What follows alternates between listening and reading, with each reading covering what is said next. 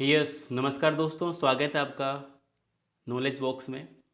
काफ़ी दिनों से आप इंतज़ार कर रहे थे कि आईएएस प्री का पेपर सोल्व करने को मिलेगा, तो इंतज़ार की घड़ी अब ख़त्म हो चुकी है। आज हम आपसे डिस्कस करने वाले हैं आईएएस प्री सीसेट पेपर जो 2019 में हुआ है। ठीक है, तो बने रहना अच्छे से, और काफ़ी अच्छे स्टैंडर्ड लेवल के क्वेश्चंस हैं। तो सभी लोगों के दिमाग में है कि यह सीसेट क्या होता है। तो सबसे पहले हम बात करेंगे कि सीसेट क्या होता है। हल्का सा एक बार मैं डिटेल बताऊंगा कि सीसेट एक सिविल सर्विसेज एप्टीट्यूड टेस्ट होता है जो आईएएस का प्री होता है, उसका ये सेकंड पेपर होता है। तो आपके दिमाग में आ रहा होगा कि सर फर्स्ट पेपर क्या होता है।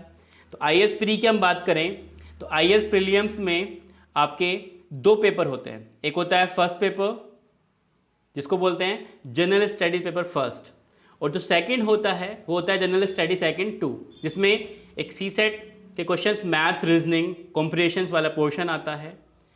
अगर हम बात करें पेपर नंबर फर्स्ट की, तो ये जो पेपर नंबर फर्स्ट होता है इसमें 100 क्वेश्चंस आते हैं, और ये 100 क्वेश्चंस 200 मार्क्स के होते हैं। यस, ये 200 मार्क्स के होते हैं। जो भी क्वेश्चंस होता है वो यहाँ पे 2 मार्क्स का होता है, एक क्वेश्चन 2 मार्क्स का होता है। और यहाँ पे जो नेगेटिव मार्किंग होती है वो होती है 1/3 नेगेटिव मार्किंग होती है, और यहाँ पे हमें टाइम दिया जाता है 2 घंटे का। अगर हम बात करें पेपर नंबर सेकंड जो सीसेट वाला होता है, यहाँ पे 100 क्वेश्चन नहीं आते, यहाँ पे आपके 80 ही क्वेश्चन आते हैं, 80 क्वेश्चन आते हैं। लेकिन जो मार्क्स हैं वो 200 ही होते हैं। कितने होते हैं वो? 200 मार्क्स का ही पेपर होता है। यहाँ पे जो सिंगल पेपर होगा, जो सिंगल क्वेश्चन होगा, वो एक क्वेश्चन यहाँ पे 2.5 मार्क्स का होता है। ठीक है, और सेम नेगेटिव मार्किंग यहाँ पे कितनी होती है? नेगेटिव मार्किंग 1/3 होती है। वही सेम हमें 2 घंटे मिलते हैं। लेकिन इन दोनों में बहुत ज़्यादा डिफरेंस है। जो सेकंड पेपर होता है सीसेट का, वो क्वालिफाइंग नेचर का होता है। उसमें आपको 33% ही लाना है ओनली, मतलब 200 में से आपको 33% ही लाना है। 200 का 33% कितना होता है? 66 मार्क्स लाना कंपलसरी होता है। ठीक है, और जो आपका पेपर नंबर फर्स्ट है वो क्वालिफाइंग नहीं है, उससे से आपकी कट ऑफ जाएगी। जो पेपर नंबर फर्स्ट है जनरल स्टडी फर्स्ट, उससे आपकी क्या जाती है? कट ऑफ जाती है। अगर आप क्लियर करते हैं प्री तो आपकी कट ऑफ जाएगी जनरल स्टडी फर्स्ट से। ठीक है, फिर आप देने जाएंगे मेंस।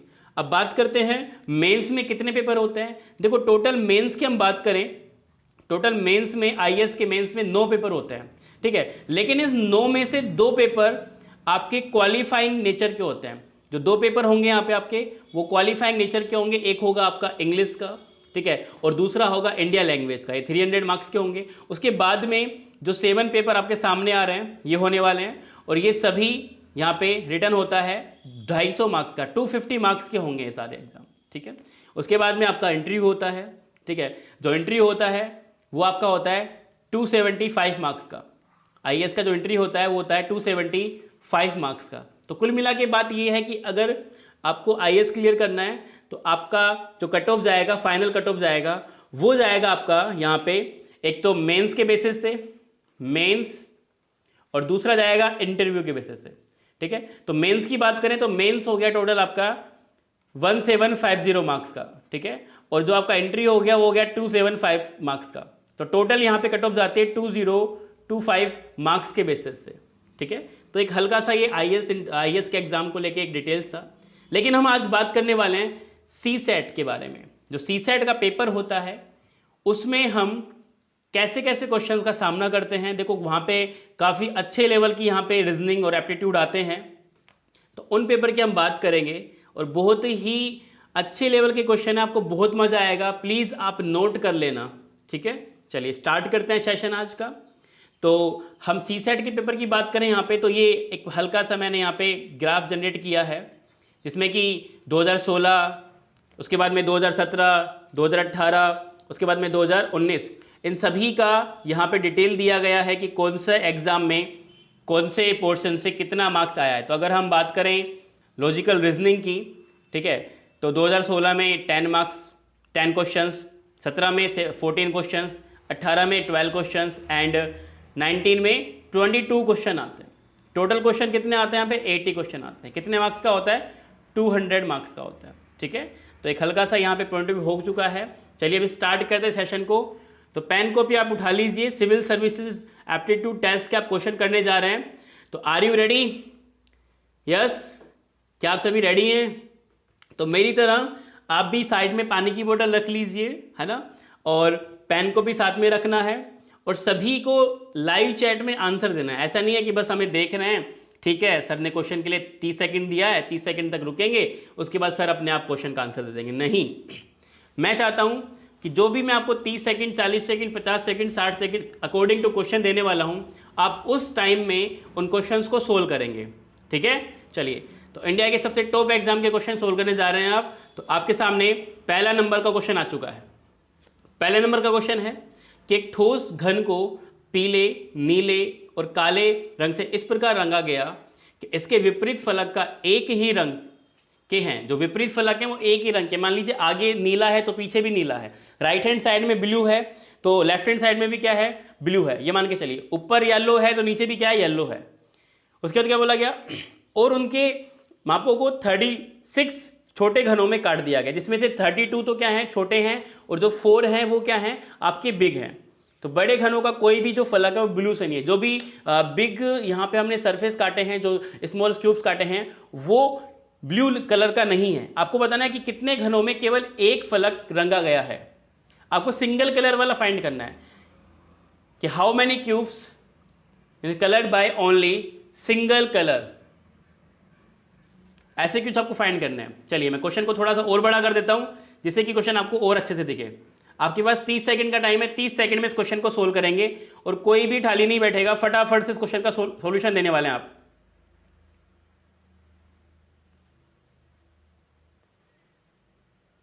सैटरडे को आपकी मैराथन क्लास आ रही है, मैराथन क्लास 2 आने वाली है सैटरडे को, तो लेना ना भूलें। चलिए समय समाप्त हुआ। ये क्वेश्चन जो आया है, ये आया है क्यूब एंड डाइस का। ठीक है, तो जरा ध्यान से देखिए, यहाँ पे क्यूब एंड डाइस का क्वेश्चन हमारे सामने है। यस, तो क्या बोला गया है भाई, 36, कितने, 36, और कितने में काटा गया, ये काटा गया 32 एंड 4। तो 36 को अगर हम डिवाइडेड करें यहाँ पे, तो क्या बोलेंगे भाई, 32 तो क्या होंगे, स्मॉल होने चाहिए भाई, 32 क्या होने चाहिए, छोटे होने चाहिए। उसके बाद में 4 क्या होने चाहिए, बड़े होने चाहिए। 4 छोटे और 4 बड़े होने चाहिए। तो इसका मतलब जो क्यूब होता है, वो जो नंबर हमारे पास में छोटे घन का होता है, वो किसी ना किसी का क्यूब होता है। जैसे कि हम बात करें 3 का क्यूब 27 होता है, या 4 का क्यूब क्या होता है, 64 होता है। तो यहाँ पे हम देख पा रहे हैं तो 27 तो बिल्कुल नहीं होगा, क्योंकि टोटल कितने हैं, 36 हैं। तो क्या होगा, 36 से ज़्यादा, मतलब 64 के पास जाएंगे। और इसको हम इस तरीके से डिज़ाइन कर लेंगे, यस, हम इसको 4 के बेसिस से इसको सेट कर लेंगे इस तरीके से। बिकॉज हम 3 का क्यूब नहीं कर सकते, बिकॉज 3 का क्यूब करेंगे तो 3 का क्यूब आएगा 27, लेकिन हमें कितने लेने हैं, हमें 36 लेने हैं भाई। तो क्या करेंगे, हम इसको 4 में काटेंगे इस तरीके से। समझना बड़े ध्यान से, क्यूब एंड डाइस का बड़ा ही स्टैंडर्ड लेवल का क्वेश्चन है ये, आपको कहीं पे भी नहीं मिलेगा आईएएस के अलावा। तो आप अच्छे से इसको देख लें और बस अपना लेवल इंक्रीज करते चलें। हमारा टारगेट यही होता है हमेशा कि बस आपका लेवल इंक्रीज किया जाए। ठीक है, तो मैंने इसको इस तरीके से काट लिया, इधर भी हमने इसको इस तरीके से काट लिया। ठीक है, चलिए, तो ये 4x4 का फिगर हमारे सामने बन चुका है। लेकिन ये 4x4 अगर हम करते हैं डियर स्टूडेंट्स, तो हमारे पास में 64 आता है। कितना आता है, 64 आता है। और हमें कितना करना है, हमें 36 करना है। आइए अब क्वेश्चन की सुन लेते हैं। क्वेश्चन क्या कह रहा है, क्वेश्चन कह रहा है कि एक ठोस घन को पीले, नीले और काले रंग से रंगा गया, और घन से इस प्रकार काटा गया है कि 32 छोटे घन और 4 बड़े घन हैं। ठीक है, और जो नीले वाला रंग नहीं रंगा गया है, जो बड़े घन है उन पे ब्लू बिल्कुल भी नहीं है। तो कितने, एक रंग से रंगे गए। अब बात किसकी हो रही है, अब बात हो रही है सिंगल कलर, सिंगल कलर की बात हो रही है कि भाई जब सिंगल कलर कहां पे है। आप एक बात हमेशा ध्यान रखना, जो सिंगल कलर होगा वो एकदम मिडिल में होगा। मिडिल मतलब, मैं कलर चेंज करता हूं, थोड़ा ध्यान से दिखेगा आपको। मिडिल मतलब कहां पे, यहां पे, यहां पे आपको सिंगल कलर मिल जाएगा डियर फ्रेंड। क्योंकि देखो यहां पे अगर हम बात करें तो यहां पे ये सरफेस है, ये सरफेस है, तो यहां पे सिंगल कलर नहीं मिलेगा, यहां पे भी सिंगल नहीं मिलेगा, मतलब किनारों पे सिंगल नहीं मिलेगा। तो एकदम मिडिल में क्या मिलेगा, एकदम मिडिल में सिंगल कलर मिलेगा। ये बात क्लियर। चलिए, उसके बाद में हमें भाई यहां पे डिवाइड करना था 32 एंड 4। ठीक है, तो अगर बात करें, हम आगे रख लें 16, ठीक है, हम पीछे रख लें 16, अब कितने देने हमें, 16 16 32 तो हो गए। अब कितने रखने हैं हमें, 4 रखने हैं। तो ये जो बीच में हमने यहाँ पे लाइन खींची है, इनको हमें यहाँ से हटाना पड़ेगा। क्यों हटाना पड़ेगा डेयर फ्रेंड्स? क्योंकि ये जो लाइन है डेयर फ्रेंड्स, ये लाइनें हमें यहाँ से सेट नहीं करनी है। ध्यान रखना, ये लाइनें हमें यहाँ से सेट नहीं करनी है इस तरीके से। यस, अब देखिए ध्यान से, हमें क्या करना पड़ेगा, हमने जो यहाँ पे मिडिल में स्टार्ट किया था, मिडिल इन द सेंस यहाँ पे, तो यहाँ पे हमें इस तरीके से देना पड़ेगा। ये ब्लॉक ऐसे हो जाएगा आपका, ठीक है। पीछे वाला ब्लॉक भी आपका इस तरीके से हो जाएगा, कोई दिक्कत वाली बात नहीं है। लेकिन जो ये मिडिल वाला ब्लॉक है डेयर फ्रेंड, इसको इस तरीके से बांटना पड़ेगा। ये 2 सरफेस हो गए, और सेम यहां से भी हमें हटाना पड़ेगा। ये यहां से हटेगा तो ये मिडिल वाला आके यहां पे रुकेगा। तो एक सरफेस ये हो गया, एक सरफेस ये हो गया, 2, एक सरफेस ये हो गया, एक सरफेस ये हो गया। कितने हो गए, 2 + 2 4 सरफेस हो गए, ठीक है। और इन पे ब्लू कलर बिल्कुल भी नहीं है। तो हमें फाइंड क्या करना था, हमें तो सिंपल सा क्वेश्चन फाइंड करना था, सिंगल फाइंड कीजिए। तो भाई सिंगल कहां मिलेंगे, तो सिंगल की बात करें तो देखो 4 तो यहां मिल गए। यस, तो 4 आगे और 4 कहां होंगे, पीछे होंगे। 4 4 8। अगर हम यहां बात करें तो यहां तो डबल हो जाएंगे। देखो यहां पे कोई ना कोई कलर होगा, क्योंकि सिंगल सरफेस है। इधर भी कलर होगा, 2 कलर हो गए। यहां पे भी कोई कलर होगा, यहां पे भी कोई कलर होगा। इसकी बात करें तो यहां भी कोई कलर होगा, नीचे भी कोई कलर होगा। इसका मतलब बस एक ही जगह है जहां पे आपको सिंगल मिलेगा, मतलब यहां पे। क्लियर?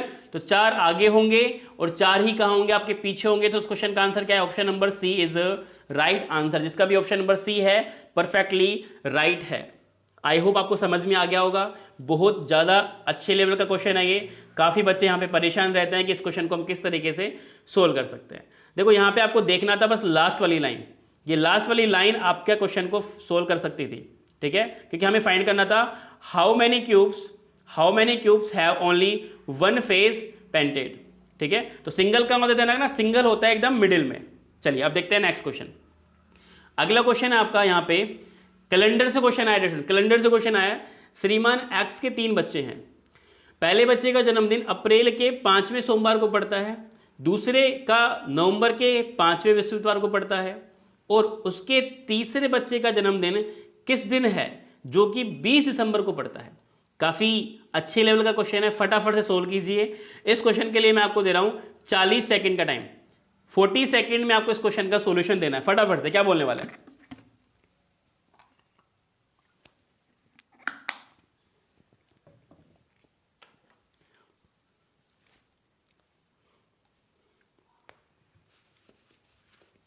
यस,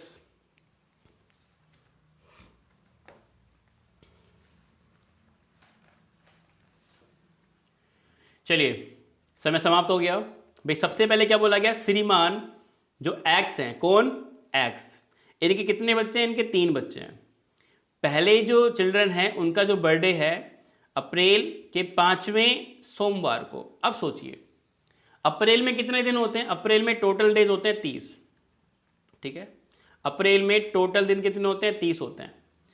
तो अगर अप्रैल का 5वां मंडे देखें तो कौन कौन सी तारीख को हो सकता है, या तो हो सकता है सर 29 अप्रैल को, यस या नो, या तो 29 अप्रैल को हो सकता है, या कब हो सकता है, या 30 अप्रैल को हो सकता है। 5वां तो ये होगा ना, अगर मान लीजिए 1 तारीख को मंडे है तो 8 को मंडे होगा, 8 के बाद 15 को मंडे होगा, 15 के बाद 22 को मंडे होगा, 22 के बाद 29 को मंडे होगा। एक सिचुएशन तो ये बनती है भाई 29 को भी हो सकता है। दूसरी क्या बनती है कि 2 अप्रैल को मंडे है तो 2 के बाद कब होगा, 9 को होगा, 9 + 7 16 को होगा, 16 + 7 23 को होगा, 23 + 7 30 को होगा। तो 2 ही सिचुएशन है कि जो 5वां मंडे होगा या तो 29 अप्रैल का होगा या 30 अप्रैल का होगा, ठीक है। और इस दिन बोला गया, इस दिन कौन सा डे है भाई, इस दिन डे है मंडे। कंफर्म नहीं है, हो भी सकता है नहीं भी हो सकता है, ठीक है। उसके बाद क्या बोला गया, और दूसरे बच्चे का जन्मदिन नवंबर के 5वें थर्सडे को है।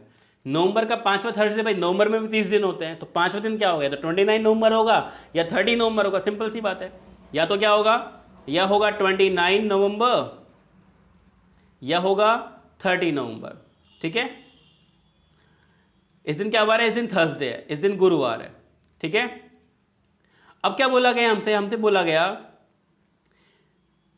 तो उसके तीसरे बच्चे का जन्मदिन किस दिन है, जो कि 20 दिसंबर को पड़ता है। आपको 20 दिसंबर का फाइंड करना है। तो सबसे पहले आपको यहाँ पे नीचे फाइंड करना पड़ेगा कि यहाँ पे जो नीचे हमने वैल्यू लिखी है डेट स्टूडेंट्स, ये परफेक्टली सही है कि नहीं है। इसका मतलब 29 अप्रैल को मंडे है कि नहीं है। तो 29 अप्रैल को मंडे है कि नहीं है, फाइंड करेंगे किसे, 29 नवंबर से फाइंड करेंगे। तो 29 अप्रैल से नवंबर में चलेंगे। तो देखो कहाँ कहाँ चलेंगे हम, अप्रैल में चलेंगे, अप्रैल के बाद चलेंगे मई में, मई के बाद चलेंगे जून में, जून के बाद चलेंगे जुलाई में, जुलाई के बाद चलेंगे अगस्त में, अगस्त के बाद चलेंगे सितंबर में, सितंबर के बाद अक्टूबर, फिर नवंबर। तो देखो अप्रैल में हमें 29 के बाद चलना है, तो किसके पास जाएंगे, 30 के पास। तो अप्रैल में कितना चले, एक दिन।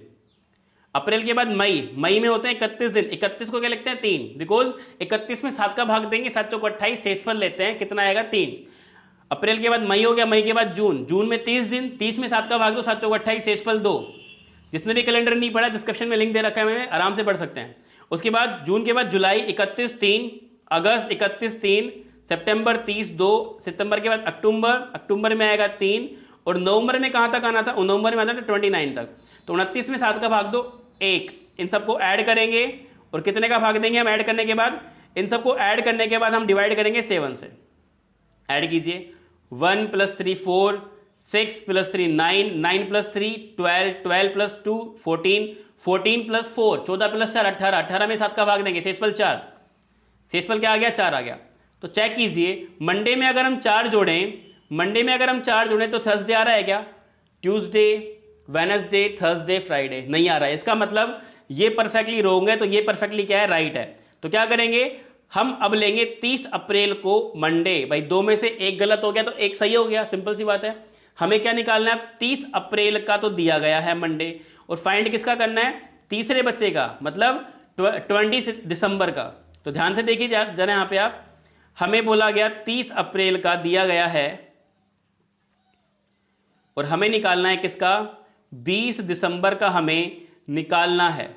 ठीक है, 30 अप्रैल को क्या है, मंडे है, तो 20 दिसंबर को क्या होगा, ये फाइंड कर सकते हैं, बहुत आसानी से फाइंड कर सकते हैं। कैसे, देखिए भाई अप्रैल से तो 30 खत्म ही हो गया, आगे जाएंगे तो क्या होगा, मई होगा। मई में कितने दिन होते हैं, 31, मई 31, मई के बाद जून 30, जुलाई 31 3, जुलाई के बाद अगस्त 3, अगस्त के बाद सितंबर 2, अक्टूबर 3, नवंबर 2, और दिसंबर में 20 तक जाना था, 20 में 7 का भाग दो, शेषफल 6। इन सबको ऐड कर दीजिए और 7 से डिवाइड कीजिए। क्या बोलेंगे भाई, 6 + 2 8, 8 + 3 8 + 3 11, 11 + 2 13, 13 + 3 16, 16 + 3 19, 19 + 2 21, 21 + 3 21 + 3 कितने हो गए आपके, 23, 24, 24 में 7 का भाग दो, शेषफल क्या आ गया, 3। तो क्या करेंगे हम, आगे जाना था, मंडे में 3 ऐड कर देंगे, आपका आंसर आ जाएगा। मंडे में 3 ऐड करो, ट्यूसडे, वेडनेसडे, थर्सडे। तो option number B is right answer. जिस भी स्टूडेंट का ऑप्शन नंबर बी है, थर्सडे है, परफेक्टली राइट आंसर है। क्लियर, चलिए अब चलते हैं नेक्स्ट क्वेश्चन पे। अगला क्वेश्चन आपकी स्क्रीन पे आ चुका है। ये जो क्वेश्चन है ये सिलोजिज्म से आया हुआ है, ठीक है, सिलोक्स का क्वेश्चन है। फटाफट से इस क्वेश्चन को देखिए, पढ़िए और फिर इसका आंसर दीजिए। कोई मिस्टेक नहीं करनी है। मैं क्वेश्चन को और बड़ा कर देता हूं, ये देखिए आप आराम से और सोल्व कीजिए इस क्वेश्चन को। और किसी भी क्वेश्चन में अगर आपको डाउट हो तो बस आपको क्या करना है, मेरे व्हाट्सएप नंबर हैं, आपको पता ही है, मैं एक बार वापस से लिख देता हूं यहाँ पे, 9782309382। इन पे अपनी प्रॉब्लम शेयर कर दीजिए, नेक्स्ट क्लास में आपकी वो प्रॉब्लम सोल्व कर दी जाएगी। ठीक है, आपको क्वेश्चन नंबर बोलना है या फिर स्क्रीनशॉट लेके भेजना है मुझे। ठीक है, तो नेक्स्ट क्लास जब भी होगी आपकी प्रॉब्लम हम आपको सोल्व करा देंगे। चलिए, तो बड़ा ही सिंपल सा क्वेश्चन है आपके सामने, आइए देखते हैं। यस, तो ये जो क्वेश्चन आया है ये न्याय वाक्य से आया है। किससे आया है, न्याय वाक्य से। तो कोई न्याय वाक्य जब हम पढ़ते हैं तो 50 100 लेते हैं, यस या नो, 100 50 बोलते हैं ना, सम एंड ऑल वाले केसेस। तो जरा ध्यान से देखिए आप यहाँ पे डेयर फ्रेंड्स, एक चीज़ देखिए, मैं कलर चेंज कर रहा हूँ बिकॉज व्हाइट पे आपको व्हाइट दिखता नहीं है, बट ब्लू पे व्हाइट बहुत अच्छा दिखता है। चलिए अब सही दिखेगा। देखो यहाँ पे सम है, सम का मतलब क्या लेते हैं, 50। तो रेड के साथ 50, यहाँ भी सम के साथ क्या होगा, 50 होगा। क्योंकि देखो सम रैट्स आर कैट और सम कैट्स आर रैट, तो लास्ट में भी क्या छुपा हुआ है, सम ही है। क्योंकि कुछ चूहे बिल्लियां हैं, तो कुछ बिल्लियां क्या होंगी, चूहे होंगी। तो कुछ के साथ क्या लेते हैं, 50 लेते हैं। उसके बाद यहाँ पे भी सम है, तो यहाँ भी क्या हो गया, 50 हो गया, यहाँ भी 50 होगा। लेकिन 9 में क्या लेते हैं, 100 लेते हैं, यहाँ भी 100 होगा, यहाँ भी 100 होगा। क्लियर। अब आइए नीचे, ध्यान रखना अगर ऊपर 50 है तो नीचे 50 ही आएगा, 100 नहीं आएगा। लेकिन अगर ऊपर 100 है तो नीचे 50 आ सकता है, कोई दिक्कत वाली बात नहीं है। इसका मतलब ये है कि अगर ऊपर कम है तो वो चीज़ नीचे ज़्यादा नहीं दिखाएगा, लेकिन अगर ऊपर ज़्यादा है तो नीचे कम दिखा सकता है, कोई दिक्कत वाली बात नहीं है। जैसे मैंने बोला कि मेरे पास में 100 रुपये हैं, तो मैं ये भी कह सकता हूँ कि मेरे पास में 50 रुपये हैं। बिल्कुल भाई, 100 हैं तो 50 हैं। लेकिन अगर मेरे पास में 50 रुपये हैं तो मैं ये नहीं कह सकता कि मेरे पास में 100 रुपये हैं। क्लियर, क्योंकि मेरे पास में 50 नहीं, मैं झूठ बोल रहा हूँ। चलिए अब नीचे देखिए, नीचे हम ध्यान से देखें तो यहाँ पे 9 है, 9 के साथ क्या आता है, 100, और यहाँ भी 9 आएगा, because no cow is cat, कोई गाय बिल्ली नहीं है, तो कोई बिल्ली गाय नहीं है, सिंपल सी बात है। तो यहाँ भी क्या होगा, 100 होगा। ऊपर देखिए कैट के साथ कितना है, ऊपर हम देखें तो कैट के साथ यहाँ पे कितना है भाई, 50 है। अगर ऊपर 50 तो नीचे 100, गलत भाई, ऊपर तो कह रहा है 50 रुपए और नीचे कह रहा है 100 रुपए, तो झूठ बोल रहे हैं ना। तो बात क्या हो गई, ये बात इनकी यहाँ पे गलत हो चुकी है सरासर। क्लियर। अब देखते हैं सेकंड को। सेकंड देखिए जरा ध्यान से, देखो यहाँ पे भी रैट है, यहाँ पे डॉग है, तो यहाँ पे 9 है, 9 के साथ क्या आता है, 100, तो यहाँ भी 100 है तो यहाँ भी 100 आएगा, बिकॉज कोई कुत्ता चूहा नहीं है तो कोई चूहा कुत्ता नहीं है। बिल्कुल सही बात है, सिंपल।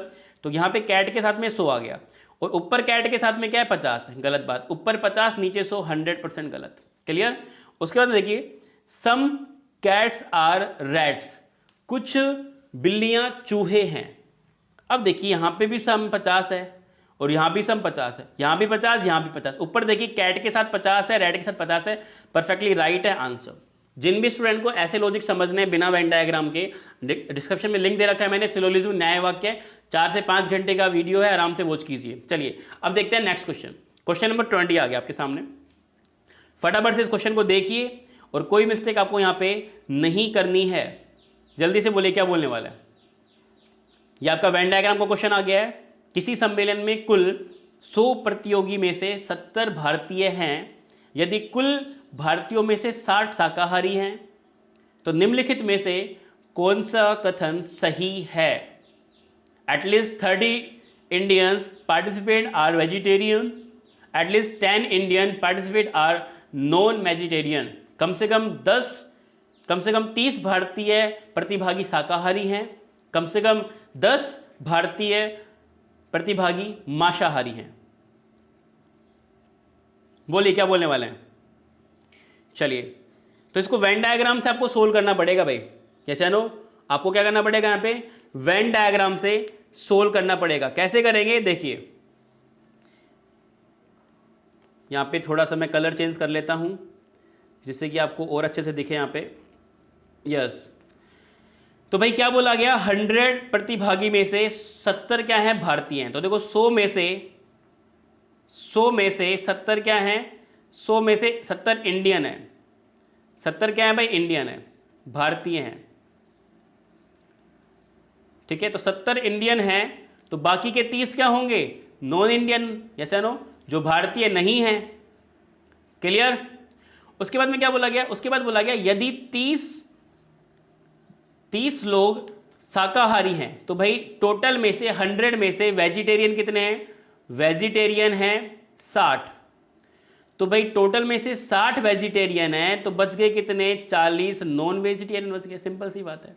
क्लियर। तो अपने को बताना था पहला क्वेश्चन, कम से कम 30 भारतीय शाकाहारी हैं। अब मुझे एक बात बताइए, टोटल वेजिटेरियन कितने हैं, टोटल वेजिटेरियन है 60, ऐसा नो, 60 वेजिटेरियन है टोटल, और नॉन इंडियन कितने हैं, नॉन इंडियन है 30। तो अगर 60 वेजिटेरियन हैं तो 30 नॉन हैं, तो 30 ही क्या होंगे, 30 ही इंडियन होंगे। क्लियर। तो ये जो पहला वाला हमारा स्टेटमेंट है परफेक्टली सही है। क्यों, क्योंकि बोला गया है कि भाई कम से कम 30 प्रतिभागी भाग क्या है, शाकाहारी हैं। बिल्कुल सही बात है। दूसरा देखिए, दूसरा है कम से कम 10 भारतीय प्रतिभागी मांसाहारी हैं। अब देखिए मांसाहारी कितने टोटल भाई, नॉन वेजिटेरियन तो 40 हैं, नॉन इंडियन कितने हैं, नॉन इंडियन 30। अब 10 कहां से लाओगे, 10 कहां से लाएंगे भाई, भारतीय में से लाएंगे, इंडियन में से लाएंगे। तो बिल्कुल सही बात है। तो इसका आंसर क्या आएगा? Option number C perfectly right answer. जिस भी स्टूडेंट का ऑप्शन नंबर सी है दोनों सही हैं। क्लियर? चलिए फटाफट से नेक्स्ट क्वेश्चन आपके स्क्रीन पे आ चुका है, इसको मैं बड़ा कर देता हूं। यस, इस क्वेश्चन को पढ़िए अच्छे से, बहुत ही अच्छे लेवल का क्वेश्चन है। आपको यहाँ पे कोई मिस्टेक नहीं करना है स्टूडेंट, जल्दी से इस क्वेश्चन का आंसर देना है।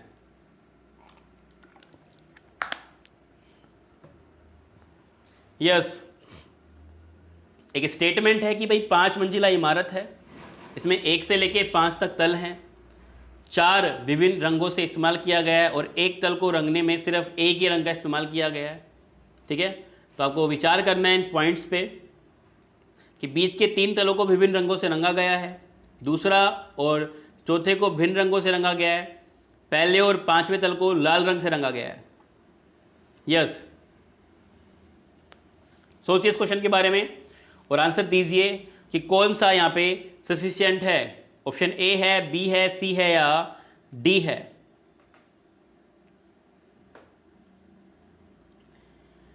सभी लोग जितने भी स्टूडेंट लाइव देख रहे हैं क्लास, आंसर कीजिए। बहुत ही अच्छा क्वेश्चन है और बड़ा ही सिंपल सा क्वेश्चन है, इतना हार्ड लेवल नहीं है, आप कर सकते हैं।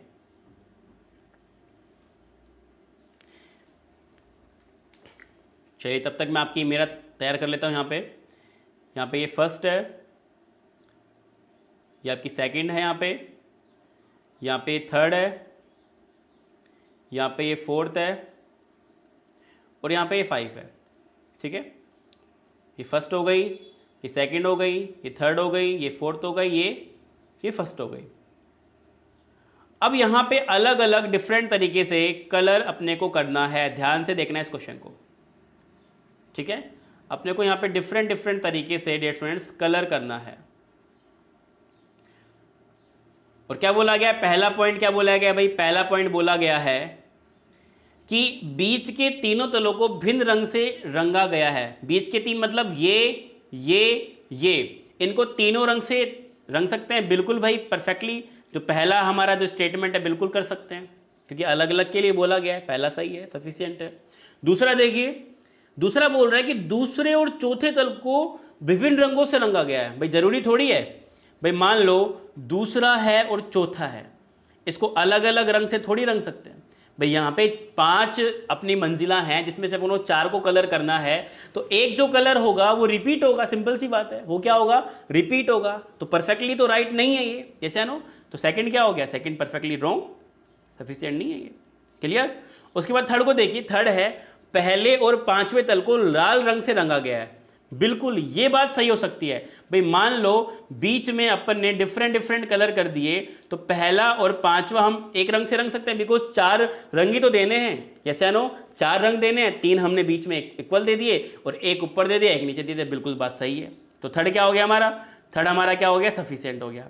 ठीक है, अब पढ़ो ऑप्शन को। ऑप्शन है, option number first, only statement second is sufficient. नहीं, सेकंड सफिशिएंट नहीं है, सेकंड तो रॉन्ग है हमारा। यस, सेकंड को पढ़ो option. Only statement third sufficient. नहीं, ओनली, सॉरी, हाँ, ओनली स्टेटमेंट थर्ड सफिशिएंट। हाँ बिल्कुल, थर्ड सफिशिएंट है हमारा। तो क्या बोलेंगे इसका answer? Option number B perfectly right है। थर्ड को पढ़ो, ऑप्शन नंबर सी को पढ़ो। Statement number first is not sufficient. अरे स्टेटमेंट फर्स्ट तो हमारा सफिशिएंट था। डी को पढ़ो, statement third is not sufficient. अरे थर्ड भी सफिशिएंट था। तो इस क्वेश्चन का आंसर आएगा option number B is right answer. Option number B में कह रहा है कि स्टेटमेंट नंबर थर्ड सफिशिएंट है। क्लियर? चलिए अब चलते हैं नेक्स्ट क्वेश्चन पे। अगला क्वेश्चन हमारे पास में आ गया, डायरेक्शन टेस्ट का क्वेश्चन है। बड़ा ही सिंपल सा क्वेश्चन है। इस क्वेश्चन को ध्यान से देखना है आप लोगों को और फटाफट से इसका आंसर देना है। पी क्यू आर 3 नगर हैं। पी और क्यू के बीच की दूरी 60 किलोमीटर है, जबकि पी और आर के बीच की दूरी 80 किलोमीटर है। क्यू पी के पश्चिम में है और आर पी के दक्षिण में है। आर और क्यू के बीच कितनी दूरी है? Yes, P Q and R R 3 turns. The distance between P and R is 60 kilometre. Whenever the distance between P and R is 80 km, Q is in the west of P and R in the south of P. What is the distance between Q and R? चलिए मैं question को थोड़ा और बड़ा कर देता हूँ जिससे और को अच्छे से दिखेगा। बताइए क्या बोलने वाला है? 140 किलोमीटर, 110 किलोमीटर, 130 किलोमीटर, 100 किलोमीटर। कोई मिस्टेक आपको नहीं करनी है, यहाँ पे फटाफट इस क्वेश्चन का आंसर देना है जल्दी से।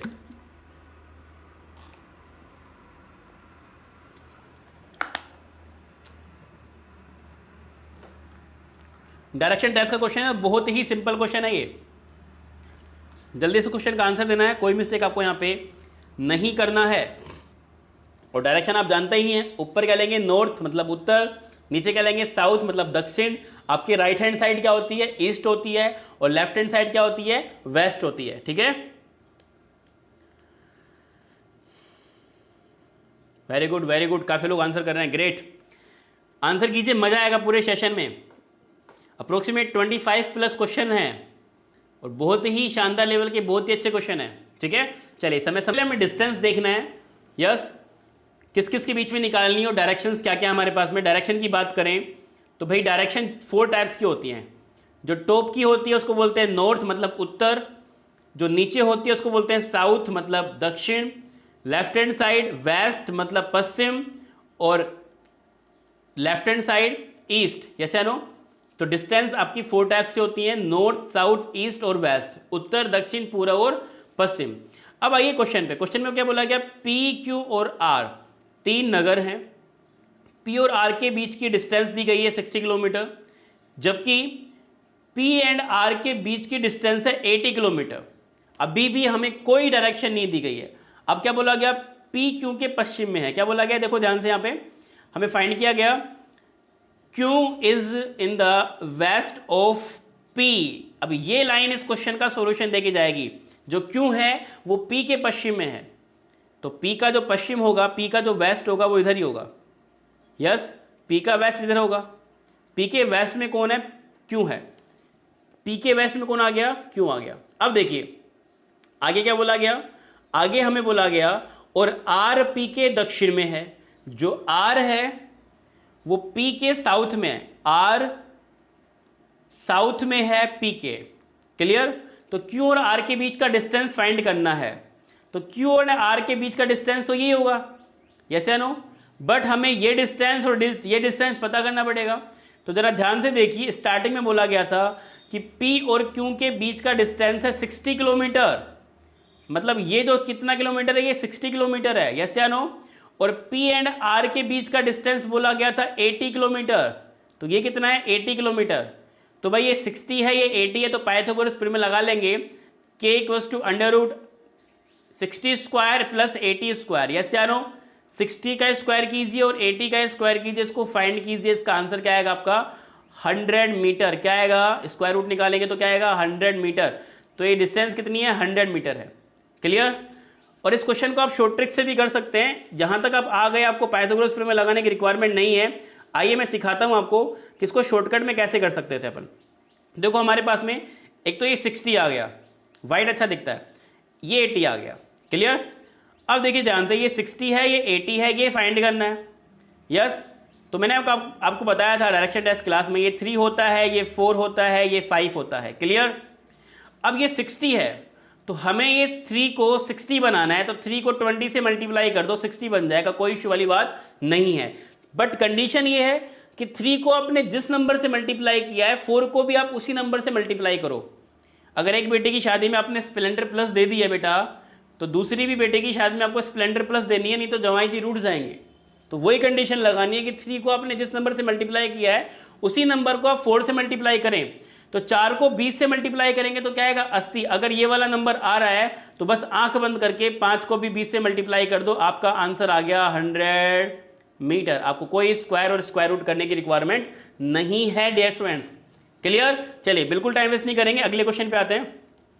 अगला क्वेश्चन आ गया 31, वेन डायग्राम का क्वेश्चन है, ध्यान से करना है, कोई मिस्टेक नहीं करनी है। 30 सेकंड का टाइम मैं आपको दे रहा हूं, यहाँ पे 30 सेकंड में इस क्वेश्चन का सॉल्यूशन दे दीजिए जल्दी से। और मैं आपसे बार बार कह रहा हूं, जितने भी स्टूडेंट्स लाइव क्लास ले रहे हैं, पेन कॉपी साथ में रखिए, क्वेश्चंस को स्क्रीनशॉट लेते रहिए और नोट करते रहिए सॉल्यूशन, स्मार्ट वर्क कीजिए, आंसर निकालिए, बहुत मजा आएगा पूरे सेशन में आपको। आज थोड़ा सा क्वेश्चन मैं बड़ा कर देता हूं।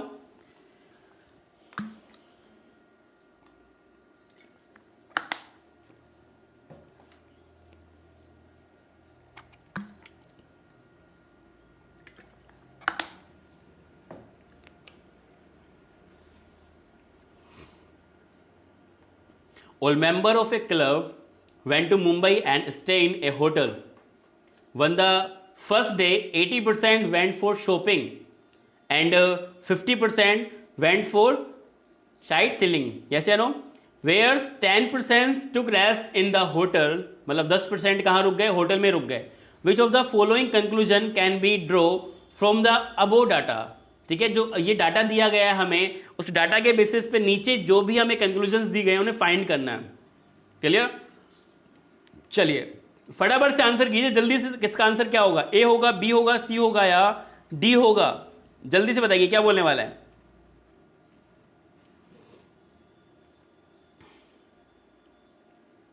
चलिए समय समाप्त हुआ. आइए देखते हैं. देखो क्या बोला गया भाई हमें. यहाँ पे हमें बोला गया कि एक होटल है, उसमें कुछ सदस्य रुके हुए हैं. पहले दिन 80% खरीदारी के लिए गए और 50% घूमने के लिए चले गए. भाई 80% कहाँ गए? शॉपिंग करनी है भाई, यानी हमें जूते लेने, हमें टी शर्ट लेनी है, हमें डियो लेना है. ऐसे है नो. और जो 50% है, नहीं नहीं भाई हम तो घूमेंगे, दुनियादारी, हमें कोई मतलब नहीं है शॉपिंग वॉपिंग से, हम तो भाई ऐश करेंगे, घूमने चलेंगे बढ़िया एकदम ताज़ी हवा में. तो 50% कहाँ चले गए? घूमने चले गए. ठीक है. जबकि 10% ने होटल में विश्राम किया. और कुछ लोग ऐसे थे कि चलो भैया ना तो हमें घूमना है ना हमें शॉपिंग से मतलब है, कोई मतलब नहीं है, सब मोह माया है, हमें तो सोना है. यस. तो 10% लोग सो गए. तो एक बार बताइए 100% में से डियर स्टूडेंट्स 10% सो गए तो बचे कितने? बच गए 90%. यस या नो? बच गए कितने परसेंट? 90%. अब बोला गया 80% तो गए शॉपिंग पे, तो वेन डायग्राम बनाएंगे ये शॉपिंग का, और 80% गए घूमने, तो ये वेन डायग्राम बनाएंगे घूमने का. ठीक है. तो ये तो हो गया आपका शॉपिंग का. ठीक है. ये तो हो गया किसका? शॉपिंग का, खरीदारी का. और ये आपका हो गया घूमने का. ठीक है. अब लेकिन बात ये आ रही है कि सर 80% तो शॉपिंग पे गए थे और 50% घूमने पे गए थे. हमारे पास हैं कितने? 90% है. लेकिन कुछ ऐसे भी तो हैं जो भाई शॉपिंग के साथ साथ घूमने भी जा सकते हैं ना. यस. तो कुछ लोग ऐसे भी हैं. तो ऐड करो 80 + 50 130, और 130% को माइनस कर दो किस में से? टोटल में से, 90 में से. इसका मतलब 40% क्या होगा? 40% कॉमन होगा. यहाँ पे क्या आएगा? 40%. यहाँ पे बीच में क्या आएगा? 40% कॉमन आएगा. तो 40% ये कॉमन आएगा. 80% शॉपिंग पे था तो 40 यहाँ पे आ गया. घूमने कितने गए थे? 50%. 40% कॉमन है तो यहाँ कितना आ गया? 10. तो रेशियो क्या आ गया? 40 40 10. 40 क्या हो गए? कॉमन हो गए. अब आइए क्वेश्चन पे. पहला क्वेश्चन पूछ रहा है कि 40% सदस्य खरीदारी के साथ साथ पर्यटन के लिए भी गए क्या? बिल्कुल गए. देखो कॉमन कितने हैं? 40 हैं. खरीदारी के साथ साथ शॉपिंग भी करने चले गए. यस या नो? सॉरी, शॉपिंग के साथ साथ घूमने भी चले गए. यस या नो? हाँ, शॉपिंग के साथ साथ घूमने भी चले गए. बिल्कुल सही है. पहला कंक्लूजन परफेक्टली राइट है. सेकंड की बात करेंगे. 20% सदस्य केवल खरीदारी के लिए गए. आप मुझे बताइए भाई खरीदारी के लिए कितने गए थे? खरीदारी के लिए तो 40% गए थे. और ये क्या कह रहा है? ये कह रहा है 20% गए. तो सेकंड क्या है? परफेक्टली रॉन्ग है. तो इस क्वेश्चन का आंसर क्या आएगा? ओनली फर्स्ट कंक्लूजन राइट, मतलब पहला अनुसरित करता है. तो ऑप्शन नंबर कौन सा सही है? ऑप्शन नंबर यहां पे हमारा पहला बिल्कुल सही है. क्लियर? चलिए अब चलते हैं हम नेक्स्ट क्वेश्चन पे. अगला क्वेश्चन आपके पास आ गया है और ये भी थोड़ा सा मिलता जुलता है आपका वेन डायग्राम के तरीके से ही, बट ये थोड़ा सा सिंपल सा क्वेश्चन है. इसको सोल्व कीजिए. मैं आपको 40 सेकंड का टाइम दे रहा हूं. 40 सेकंड में इस क्वेश्चन का आंसर सभी लोग लाइव चैट में देंगे. कोई भी मिस्टेक आपको यहां पे नहीं करनी है स्टूडेंट. चलिए मैं क्वेश्चन को थोड़ा सा बड़ा और कर देता हूं.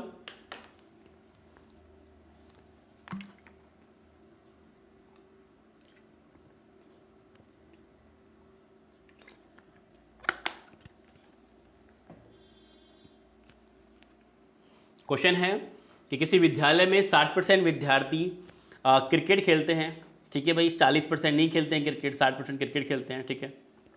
जो विद्यार्थी क्रिकेट नहीं खेलते हैं वो फुटबॉल खेलते हैं. इसका मतलब 40% फुटबॉल खेलते हैं और हर फुटबॉल खिलाड़ी के पास क्या है? 2 पहिया वाहन है. ठीक है, कुछ भी हो सकता है वो. उसके बाद क्या बोला गया? उपयुक्त डाटा के हिसाब से आपको कंक्लूजन फाइंड करना है.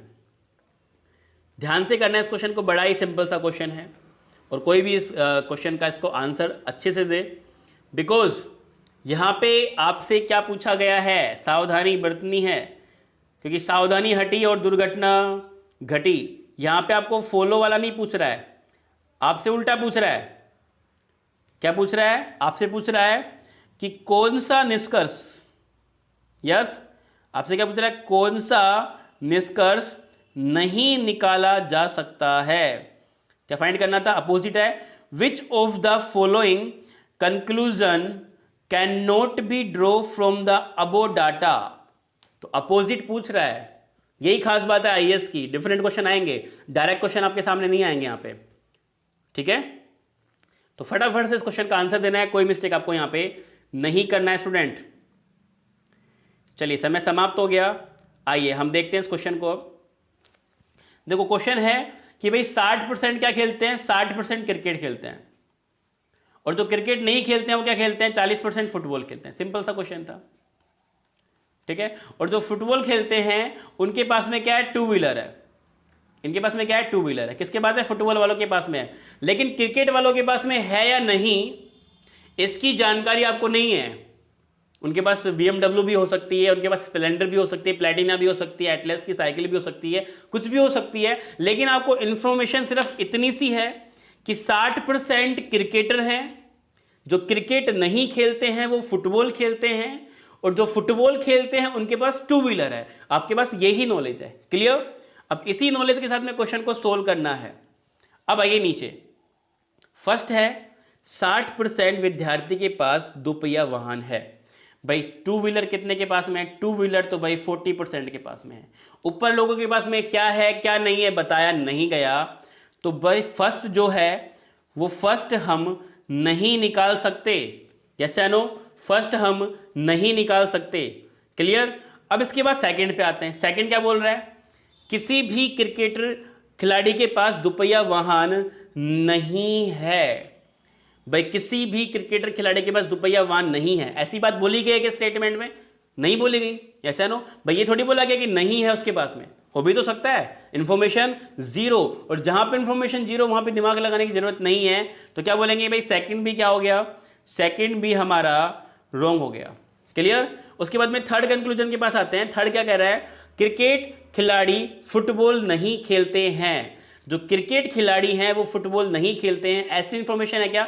बिल्कुल है। क्या बोला गया था भाई? 60% क्रिकेट खेलते हैं, और जो क्रिकेट नहीं खेलते हैं वो क्या खेलते हैं? फुटबॉल खेलते हैं। इसका मतलब ये साफ साफ बात है, जो क्रिकेट खिलाड़ी है वो फुटबॉल नहीं खेल रहे हैं। इसका मतलब थर्ड परफेक्टली राइट है। बट हमसे क्या पूछा गया था? यहां पे हमें कैन नॉट बी डिटरमाइंड, मतलब जो निष्कर्ष नहीं निकाला जा सकता। तो कौन कौन सा नहीं निकल रहा? पहला नहीं निकल रहा और दूसरा नहीं निकल रहा है। तो क्या बोलेंगे इस क्वेश्चन का आंसर?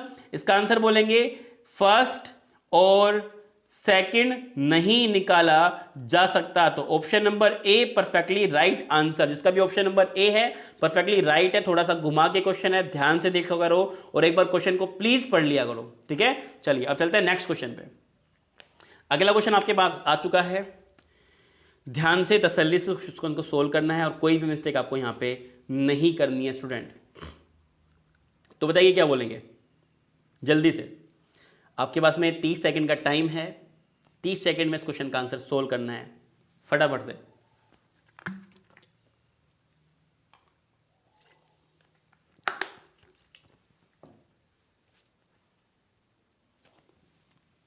क्या बोला गया? सीता गीता क्रम से प्रत्येक 2 दिन और 3 दिन के अंतराल के बाद, ध्यान रखना, 2 दिन और 3 दिन के अंतराल के बाद तैराकी के लिए जाती हैं। यदि 1 जनवरी को वो दोनों एक साथ तैराकी के लिए गई थी तो अगली बार कब एक साथ मिल जाएंगी? यस, कोई मिस्टेक नहीं करनी है, फटाफट इसका आंसर देना है। Sita and Gita go for a swing after a gap of every 2 days and every 3 days respectively. If on 1st January both of them went for swing together, when will they go together next? 7 जनवरी, 8 जनवरी, 12 जनवरी या 13 जनवरी? चलिए time समाप्त। आइए देखते हैं भाई यहां पे जो सीता और गीता है, ध्यान से देखना, वो 1 जनवरी को गई और 2 दिन के गैप के बाद में और 3 दिन के गैप में के बाद में गई। तो मान लेते हैं कि पहले वो गई 1 जनवरी को, तो 1 जनवरी से आगे 2 दिन क्या होगा? आप क्या बोलोगे? 3 जनवरी। बिल्कुल नहीं होगा। क्या होगा? 4 जनवरी। अरे गैप क्या होता है? गैप यही तो होता है, बीच में 2 दिन आने चाहिए। कैसे आनो? तो बीच में 2 दिन तभी तो आएंगे जब 1 से 4 लेंगे, 2 जनवरी और 3 जनवरी, सिंपल सी बात है। और अगर 3 दिन के गैप की बात करूं डेयर फ्रेंड्स, तो 3 दिन का जो गैप आएगा वो आएगा 1 जनवरी से 5 जनवरी के बीच में। तो यहां पे कितने दिन का गैप आ गया? 3 दिन का गैप आ गया। मान लीजिए आप 1 जनवरी को कहीं गए थे और आपको 3 दिन की छुट्टी करनी है, फिर जाना है, तो आप कब जाओगे? 5 जनवरी को जाओगे, 4 को थोड़ी चले जाओगे। ऐसे आनो नहीं जा पाएंगे, गैप ये होता है। अब क्या करेंगे? अब डिफरेंस लेंगे हम यहां पे कि कितने कितने दिनों का डिफरेंस आ रहा है। 1 जनवरी से जब 4 जनवरी गई तो कितने दिन का डिफरेंस आया? 3 दिन का, ठीक है, 3 डे। उसके बाद में 1 जनवरी से 5 जनवरी जब गए तो कितने दिन का गैप आया भाई? यहां पे 4 दिन का गैप आया, ठीक है। और मिलाने के लिए क्या निकालते हैं? एलसीएम निकालते हैं। तो 4 और 3 का एलसीएम क्या होगा? 12। तो कब मिलेंगी वो? 12 डेज के बाद मिलेंगी। मतलब 1 जनवरी को स्टार्ट किया था तो 1 जनवरी में हम 12 ऐड कर देंगे तो इस क्वेश्चन का जो आंसर होगा वो क्या होगा? 13 जनवरी। मतलब ऑप्शन नंबर जो डी है वो परफेक्टली राइट आंसर है आपका। क्लियर? चलिए फटाफट से नेक्स्ट क्वेश्चन के लिए। किसी भी क्वेश्चन में अगर आपको डाउट लग रहा है, मेरे व्हाट्सएप नंबर आपके पास में ही है 9782309382, आप उससे व्हाट्सएप पे शेयर कर सकते हैं। चलिए 37 क्वेश्चन आपके स्क्रीन पे आ चुका है। फटाफट से इस क्वेश्चन का आंसर आपको देना है, कोई मिस्टेक आपको यहां पे नहीं करनी है स्टूडेंट। जल्दी से क्या बोलने वाला है? यदि x 25 के बराबर या उससे बड़ा है और y 40 से कम या उससे बराबर है तो निम्नलिखित में से कौन सा एक सदैव सही है? If x is greater than or equal to 25 and y is less than or equal to 40, then which one the following is always correct? Yes, A होगा इसका आंसर, B होगा, C होगा या D होगा। कोई भी मिस्टेक आपको यहां पे नहीं करनी है स्टूडेंट्स, जल्दी से इस क्वेश्चन का आंसर आपको देना है। क्या बोलेंगे इस क्वेश्चन का आंसर? और काफी अच्छे लेवल का क्वेश्चन है ये।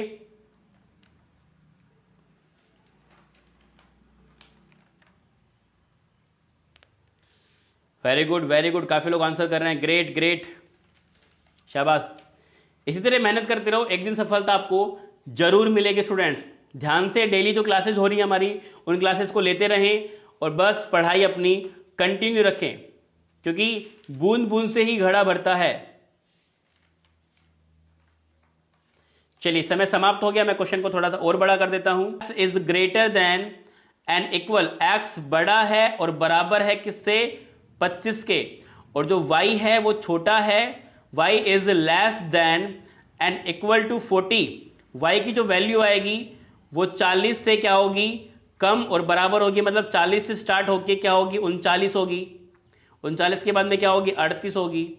38 के बाद में क्या होगी? 37 होगी। इसी तरीके से कंटिन्यू चलती जाएगी। बट जो x की वैल्यू है 25 से स्टार्ट होके आगे बढ़ती जाएगी, 26, 27, 28, 29। ठीक है। अब देखो पहला क्वेश्चन हमें क्या कर रहा है? पहला क्वेश्चन है हमारे पास में x is greater than y, x is greater than y। Yes, जो x की वैल्यू है वो ग्रेटर है किससे? y से। क्या ये पॉसिबल होगा? यस। क्या भाई ये पॉसिबल हो सकता है क्या? नहीं हो सकता। क्यों नहीं हो सकता? क्योंकि देखो x की वैल्यू यहां पे 25 है और यहां पे y की वैल्यू क्या है? 40 है। तो x की वैल्यू y से ग्रेटर है क्या? नहीं है। तो पहला क्या हो गया? गलत। दूसरे के पास आएंगे, y minus x is greater than 15। मतलब y और x को अगर माइनस किया जाए तो इनकी जो वैल्यू आएगी वो ग्रेटर देन 15, 15 से क्या होगी? बड़ी होगी। पॉसिबल है क्या? नहीं है। देखो जरा ध्यान से, जब हम यहां पे कर पा रहे हैं 40 का कंपेयर 29 से कर लें, या फिर अगर कोई नंबर आगे चला जाए तो उससे करें, तो y माइनस एक्स की वैल्यू 15 से बड़ी नहीं हो पाएगी। 15 से क्या होगी? बराबर या छोटी होगी। तो इसलिए क्या होगा? b cancel. y minus x is less then और इक्वल टू 15। ये बात सही है कि जो y माइनस एक्स की वैल्यू है वो लेस देन है और इक्वल है किसके? 15 से। बिल्कुल। y और x की वैल्यू हम देखें तो देखो 40 और 25 15 का गैप है, 39 और यहां भी 15 का गैप है। कैसे नो? या तो 15 के बराबर होगी या 15 से कम होगी। तो ये बात बिल्कुल सही है ऑप्शन नंबर सी हमारा परफेक्टली राइट आंसर होगा। जिस भी स्टूडेंट का आंसर है option number C perfectly right है। क्लियर? चलिए अब हम चलते हैं नेक्स्ट क्वेश्चन पे। अगला क्वेश्चन नंबर सीरीज से आ गया है, तो पेन को भी उठा लीजिए, लॉजिक ढूंढने में लग जाइए। और ये लॉजिक मैंने कल आपको करा दिया है कोडिंग डिकोडिंग में। हमारी क्लास चल रही है कोडिंग डिकोडिंग की, जिसको भी लेनी है शाम को 6:30 बजे स्टार्ट हो जाती है, ज्वाइन कर सकता है। ठीक है, तो ये क्वेश्चन मैंने आपको कल कराया था। फटाफट से इस क्वेश्चन का आंसर मुझे चाहिए। मुझे 30 सेकंड में आपका वेट कर रहा हूं। 30 सेकंड में सभी लोग इस क्वेश्चन का आंसर देंगे और कोई भी मिस्टेक नहीं करनी है। और बहुत ही सिंपल सा क्वेश्चन है, फटाफट से सोल्व कर दीजिए इस क्वेश्चन को। क्या बोलने वाले हैं? Yes, yes।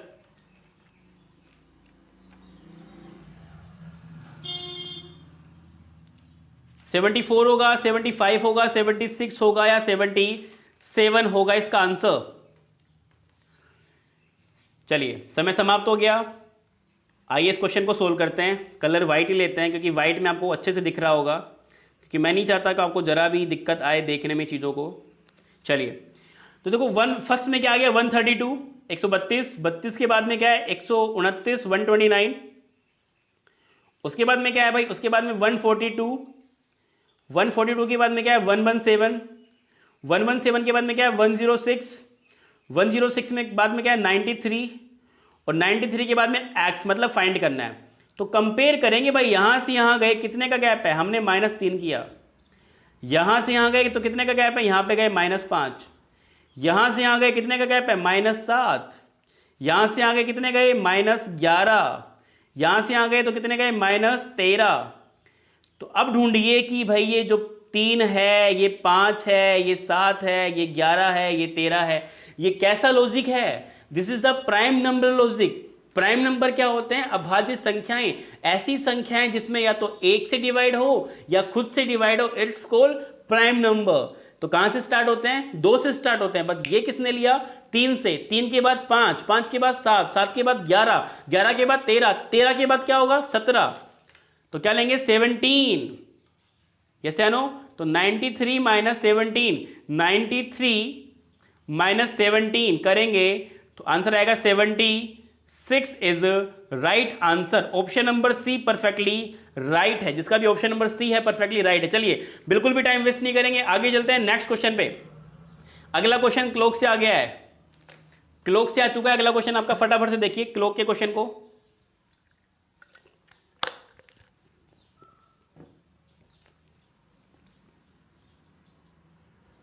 जल्दी से कीजिए इस क्वेश्चन को, फटाफट से, मिस्टेक नहीं करनी कोई भी आपको। यहां पे थोड़ा सा बड़ा कर देता हूं उसको मैं, जिसको दिखे आपको। कोई दीवार घड़ी प्रत्येक 24 घंटे में 10 मिनट तेज हो जाती है।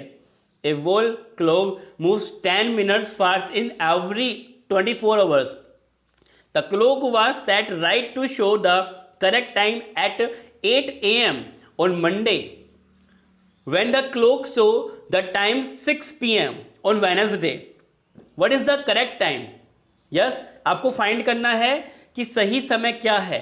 5:36 PM, 5:30 PM, 5:24 PM या 5:18 PM। बहुत ही सिंपल क्वेश्चन है। स्टार्टिंग हो रही है मंडे से,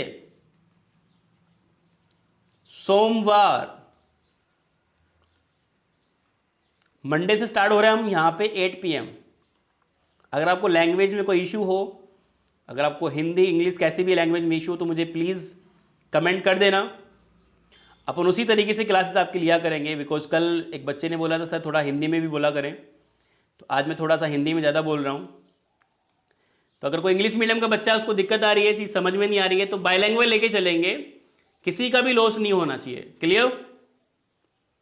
सबका साथ और सबका विकास। चलिए यही है ना क्वेश्चन।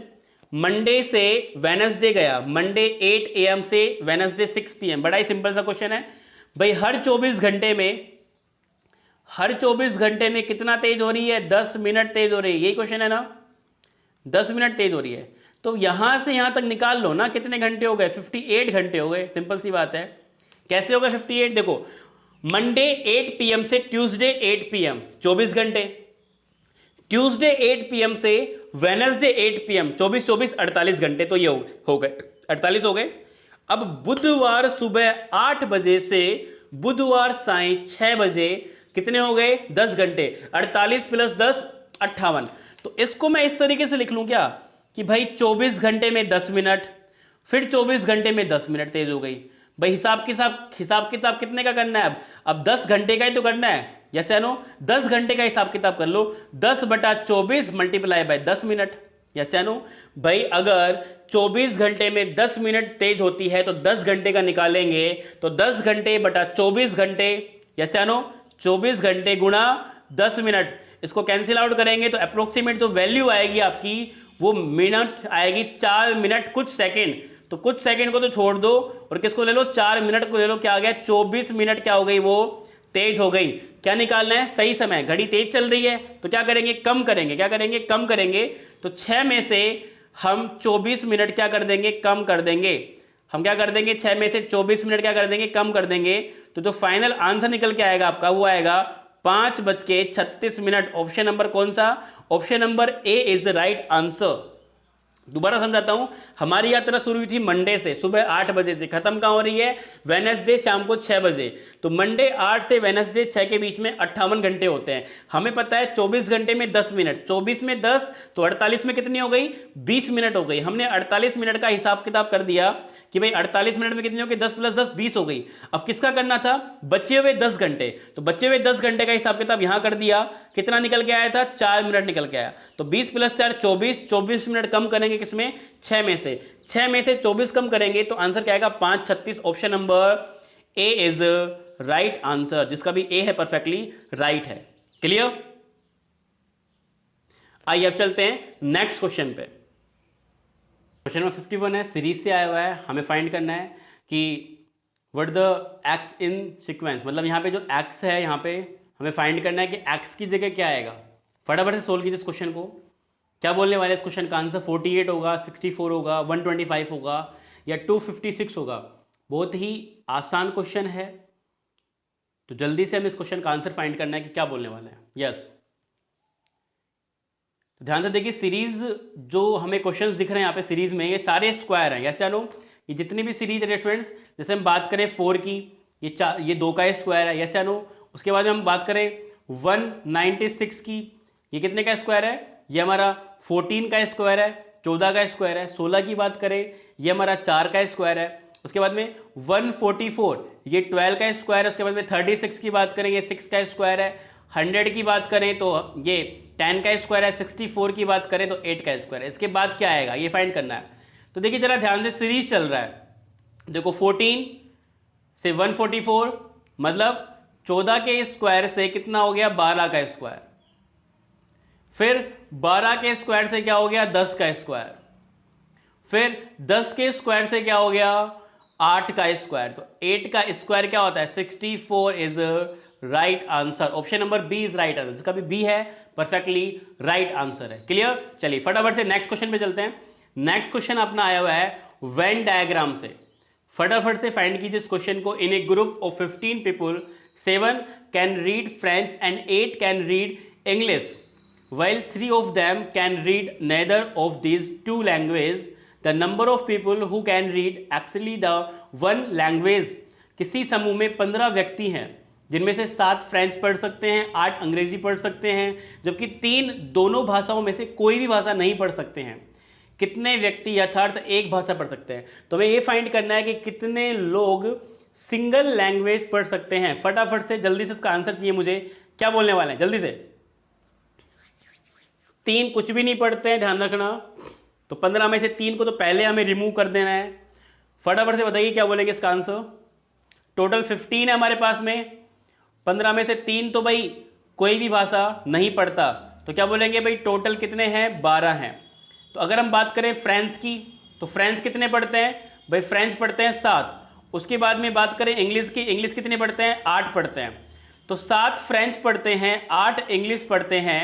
जैसे नो तो 7 + 5 कितने हो गए हमारे पास में? 7 + 5 हो गए हमारे पास में 15। जैसे नो 7 + 5 कितने हो गए हमारे पास में? 15। लेकिन हमें बनाना कितना है? हमें 12 ही बनाना है। जैसे नो कितना बनाना है? 12 बनाना है। तो क्या बोलेंगे कि भाई मिडिल में कॉमन कितना आएगा? भाई 15 यहां से है और 12 यहां से है, तो मिडिल में कॉमन लोग कितने होंगे? 3 लोग ऐसे होंगे जो दोनों भाषाएं बोलते हैं, जो फ्रेंच भी बोलते हैं और जो आपका इंग्लिश भी बोलते हैं। तो ये फ्रेंच था, यस, और ये इंग्लिश था। तो फ्रेंच में कितने थे? 7 थे, तो यहां पे कितना आएगा? 4, क्योंकि 4 + 3 7 हो जाएगा। उसके बाद में इंग्लिश में कितने थे? इंग्लिश में 8 थे, कॉमन 3 है, तो यहां पे क्या होगा? 5 होगा। हमें फाइंड करना है कि ऐसे कितने लोग हैं जो सिंगल लैंग्वेज बोलते हैं। तो देखो, फ्रेंच में सिंगल लैंग्वेज फ्रेंच कौन बोलता है? ओनली 4 लोग बोलते हैं, ठीक है। और इंग्लिश की बात करें तो ओनली इंग्लिश कितने लोग बोलते हैं? 5 लोग इंग्लिश बोलते हैं। तो इस क्वेश्चन का आंसर आएगा only 9। Clear? Option number B is right answer. चलिए अब देखते हैं नेक्स्ट क्वेश्चन। अगले क्वेश्चन की बात करें तो ये अल्फाबेटिकल सीरीज से क्वेश्चन आ गया है और बहुत ही अच्छा क्वेश्चन है, बहुत ही अच्छे लेवल का क्वेश्चन है। फटाफट से सभी लोग इस क्वेश्चन का आंसर देंगे लाइव चैट में। और मैं कह रहा हूं बार बार आपसे कि पेन कॉपी प्लीज साथ में रखिए, आंसर कीजिए, सोल्व कीजिए क्वेश्चंस को, एक बार करके तो देखिए। ये मत देखिए कि आईएएस का क्वेश्चन है मेरे से नहीं होगा। Everything is possible. मैं कर सकता हूं तो आप भी कर सकते हैं, ध्यान रखना। बस आपको प्रैक्टिस करने की नीड है। देखो क्वेश्चन को किस तरीके का क्वेश्चन है और बस करने लग जाओ उसको फटाफट से कि कौन सा यहाँ पे राइट होगा, फर्स्ट होगा, सेकंड होगा, थर्ड होगा या फोर्थ होगा। जल्दी से बताइए क्या बोलेंगे। सीरीज है हमारे पास में C space A C double A then space then double A then space then B C space B.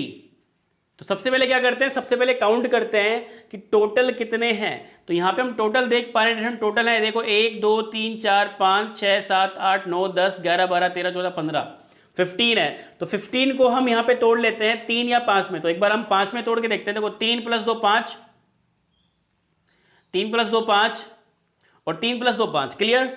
अब एक बार आप ध्यान दीजिए स्टूडेंट, तो लास्ट में हम देख पा रहे हैं, लास्ट में मैं कलर चेंज कर रहा हूं जिससे कि थोड़ा सा आपको अच्छे से दिखे। लास्ट में हमारे पास में क्या है? लास्ट में यहां पे सी है, यस। यहां पे 2 टाइम क्या है? सी है। यहां पे 2 टाइम क्या है? ए है। मतलब जो लेटर है वो 2 टाइम है। तो यहां पे भी देखो बी है, तो यहां भी बी क्या होना चाहिए? 2 टाइम होना चाहिए। क्लियर? अब आगे आइए, स्टार्टिंग की बात करें सेकंड वाले में, तो स्टार्टिंग में डबल ए है, तो क्या रखेंगे यहां पे? Double C. यहां पे क्या रखेंगे? Double B. सीरीज बन रही है सी ए बी, यस, ठीक है। अब बात करें मिडिल की, तो देखो मिडिल में क्या है? मिडिल में ए है, यस, और यहां पे क्या है? मिडिल में कुछ नहीं है, यहां पे सी है। तो सीरीज क्या आती है? ए के बाद क्या आता है? बी आता है। तो क्या रखेंगे यहां पे? बी रखेंगे। तो आंसर क्या आ गया? देखो जो ब्लू से है, सॉरी रेड से है, सी बी बी बी। किस ऑप्शन में दिख रहा है आपको? Option number B is right answer. C triple B is right answer. इसका भी ये है परफेक्टली राइट है। चलिए नेक्स्ट क्वेश्चन पे चलते हैं। अगला क्वेश्चन आपके सामने आ गया डायरेक्शन टेस्ट से, दिशा परीक्षण से क्वेश्चन है। ध्यान से तसल्ली से इस क्वेश्चन को सोल्व करेंगे और मिस्टेक बिल्कुल भी आपको यहां पे नहीं करनी है स्टूडेंट। जल्दी से इस क्वेश्चन का आंसर देना है। सभी लोग, जितने भी लोग इस क्वेश्चन को देख पा रहे हैं, फटाफट से सोल्व कीजिए। डायरेक्शन आपको पता ही है, डायरेक्शन 4 टाइप्स की होती हैं, यस, नॉर्थ साउथ ईस्ट और वेस्ट। क्लियर? कि भाई हमें पता है डायरेक्शन 4 टाइप्स की होती है। जो टॉप वाली होती है उसको क्या बोलते हैं? नॉर्थ बोलते हैं। हिंदी में क्या बोलते हैं? उत्तर, north. And down side is south. नीचे क्या होती है? दक्षिण होती है, यस या नो? साउथ। और जो राइट हैंड साइड होगी वो क्या होगी? हमारी ईस्ट होगी, मतलब क्या होगी? पूर्व। और जो हमारी लेफ्ट हैंड साइड होगी वो क्या बोलेंगे? वेस्ट इज पश्चिम, यस या नो? डायरेक्शन हमारी कितने टाइप्स की होती हैं? 4 टाइप्स की होती है, ध्यान रखना। इन्हीं के बेसिस से हमें फाइंड करना है इस क्वेश्चन को। जल्दी से कीजिए, क्या बोलने वाला है?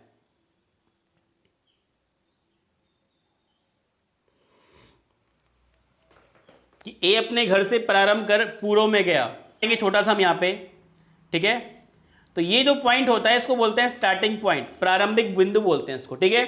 तो यहां से यात्रा शुरू हुई, यहां पे गया मान लीजिए ए इतना चला, कितना चला? ये 20 मीटर मान लेते हैं, ठीक है। उसके बाद में यहां पे वो रुका, उसको मिल गया बी। कौन मिल गया उसको? बी मिल गया, ठीक है। फिर वो सेम डायरेक्शन जिधर जा रहे थे उधर और चले 10 मीटर, ठीक है, 10 मीटर चले वो, कंटिन्यू 10 मीटर और, ठीक है। और 10 मीटर रुक के दोनों ने अपनी डायरेक्शन चेंज कर ली। ए गया बाईं तरफ लेफ्ट 2 मीटर, ऊपर गया ए, ठीक है। और बी गया नीचे राइट कितना मीटर, 8 मीटर, ठीक है। तो ऊपर कौन है, ए है, ध्यान रखना ऊपर कौन है, ए है, और नीचे कौन जा रहा है, नीचे जा रहा है बी। उसके बाद में बोला गया, ध्यान दीजिए यहां पे क्वेश्चन में, बी दाएं मुड़कर क्रम से मुड़ चुका है, ये 8 मीटर जा चुका है, फिर बी लेफ्ट मुड़कर 4 चला। बी का लेफ्ट कहां होगा भाई, बी नीचे जा रहा है तो बी का लेफ्ट इधर होगा, यस या नो, तो बी का लेफ्ट होगा इधर, कितना जाएगा 4 मीटर। उसके बाद में dear students B again right मुड़ा और 5 मीटर गया, तो बी का राइट ये होगा, कहां पे आ गया, बी यहां पे आ गया, तो ये बी का 5 मीटर। उसके बाद में ए का राइट गया, ए राइट गया कितने 12 मीटर, तो ए मान लीजिए यहां पे आ गया, ए का 12 मान लेते हैं यहां पे। तो यहां पे ए है और यहां पे कौन है, बी है, तो हमें ये ही शॉर्टेस्ट डिस्टेंस यहां पे फाइंड करनी थी, ये डिस्टेंस।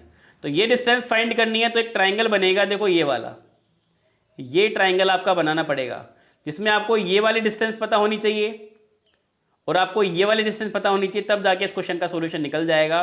तो ध्यान दीजिए यहां से लेकर यहां तक कितनी है, देखो ये कितनी है, 4 मीटर है, तो ये भी कितनी होगी ऊपर, 4 मीटर होगी, यस या नो। तो टोटल 12 है, ये 4 है, तो ये कितनी बची, 8 मीटर। उसके बाद में काउंट कीजिए, यहां से यहां तक 2 मीटर, 2 मीटर, उसके बाद में यहां से यहां तक 8 मीटर 10, और यहां से यहां तक 5 मीटर, 10 + 5 15 मीटर, तो ये कितनी है 15 मीटर। क्लियर। तो डायग्राम बनेगा हमारा इस तरीके से, ये 8, ये 15, ये फाइंड करनी है, 8 15 ये फाइंड करनी है। पाइथागोरस फिर में कहती है √15 का स्क्वायर 225, 8 का स्क्वायर 64, सोल्व कर लेना इसको, 289 अंडर रूट क्या आएगा 289 किसका होता है 17 का होता है, आंसर क्या आएगा 17 metre. Option number B is right answer, इसका भी बी है, परफेक्टली राइट है। चलिए फटाफट से नेक्स्ट क्वेश्चन चलते हैं। अगला क्वेश्चन है कैलेंडर से, अभी कराया था मैंने कैलेंडर, आपको डिस्कशन में लिंक दिया गया है, देख सकते हैं आराम से, क्वेश्चन भी हमने कराया था। Which year has the same calendar as that of 2009, 2009 के कैलेंडर के समान कौन सा कैलेंडर होगा। अब देखिए आप यहां पे देख लीजिए इस क्वेश्चन को, भाई 2009 का कैलेंडर है, तो एक बात क्लियर है कि साधारण वर्ष का कैलेंडर साधारण वर्ष के ही समान होगा, लीप वर्ष के समान तो बिल्कुल भी नहीं होगा। क्लियर। उसके बाद में मैंने ट्रिक बताई थी, कंपेयर कर लिया करो, जैसे कि हम कंपेयर कर रहे हैं 2005 को 2009 को 2018 से, 2009 से 2018 के बीच में कितने साल का गैप है भाई 2 साल का, 9 साल का गैप है, ठीक है। अब 9 साल में 9 शेषफल तो आएंगे, है ना, क्योंकि मैंने आपको बताया था कि एक लीप ईयर में एक ऑड डेज होता है, सॉरी 2 ऑड डेज होते हैं, और एक नॉर्मल ईयर में एक ऑड डेज होता है। किसमें, नॉर्मल में 1 होता है और लीप में कितने होते हैं 2 होते हैं। ऐसा क्यों होता है थोड़ा सा मैं बता देता हूं यहां पे, अगर आपने क्लासेस नहीं ली हैं और अगर ली हैं तो आपको पता होगा, क्योंकि 365 में अगर हम 7 का भाग देंगे साधारण वर्ष में तो शेषफल 1 आता है, तो इसलिए ऑड डेज 1 होता है। और अगर लीप वर्ष की बात करें तो 366 में 7 से डिवाइड करेंगे तो 2 आते हैं, इसलिए 2 होते हैं। तो मैंने क्या बताया कि 2009 से 2018 के बीच की बात करें हम लोग, यस, तो यहां पे हमारा ऑड डेज कितना आ रहा है 9, और बीच में लीप ईयर काउंट करने होते हैं, तो 9 के बाद में लीप ईयर 12 एंड 16, तो 9 + 2 को जोड़ेंगे तो 11 बनेगा, 11 में 7 का भाग देंगे, रिमाइंडर 0 बनना चाहिए, बट रिमाइंडर 0 नहीं बन रहा है, तो ये भी इसका आंसर नहीं है। फिर किसकी बारी लेंगे, हम लेंगे फिर 2015 की बारी। 2015 और 2009 का कंपेयर कराएंगे तो कितने का डिफरेंस है 6 साल का, प्लस 9 से 15 के बीच में लीप ईयर कितने हैं 1, जैसे नो, क्योंकि 2012 ही है, 7 में 7 का भाग देंगे, शेषफल क्या आएगा 0। लीप ईयर क्या होता है, ऐसा ईयर जिसमें 4 से डिवाइड चला जाए। क्लियर। एक तरीका तो ये है, दिस इज बेसिक मेथड। एक तरीका और है शॉर्टकट। शॉर्टकट कहता है आप एक काम करो, जिस भी ईयर का निकाला जाए उसमें 4 का भाग दो और शेषफल लो, 4 × 5 = 20 और 4 × 2 = 8, शेषफल क्या आ गया 8, रिमाइंडर इज 1, ठीक है। फिर आपको ध्यान रखना है कि अगर रिमाइंडर 1 आएगा तो आपको उस ईयर में 6 जोड़ देना है, अगर रिमाइंडर 2 और 3 आएगा तो उस ईयर में आपको 11 जोड़ देना है, और रिमाइंडर 0 आएगा तो उस ईयर में आपको 28 जोड़ देना है। तो रिमाइंडर क्या आया, रिमाइंडर इज 1, तो रिमाइंडर 1 आया है, तो 2009 में हम कितना ऐड करेंगे, हम ऐड करेंगे 6, तो 2009 + 6 में ऐड करेंगे तो क्या आएगा 2015 is right answer. Option number D perfectly right होगा। तो इस शॉर्टकट से भी आप इसको सोल्व कर सकते हैं। क्लियर। चलिए अब चलते हैं नेक्स्ट क्वेश्चन पे। अगला क्वेश्चन आपके सामने आ चुका है, अल्फाबेट से लेटर से है ये, और बहुत ही सिंपल सा क्वेश्चन है। ध्यान से इस क्वेश्चन को पढ़ना है और कोई भी मिस्टेक यहां पे नहीं करनी है आपको। फटाफट से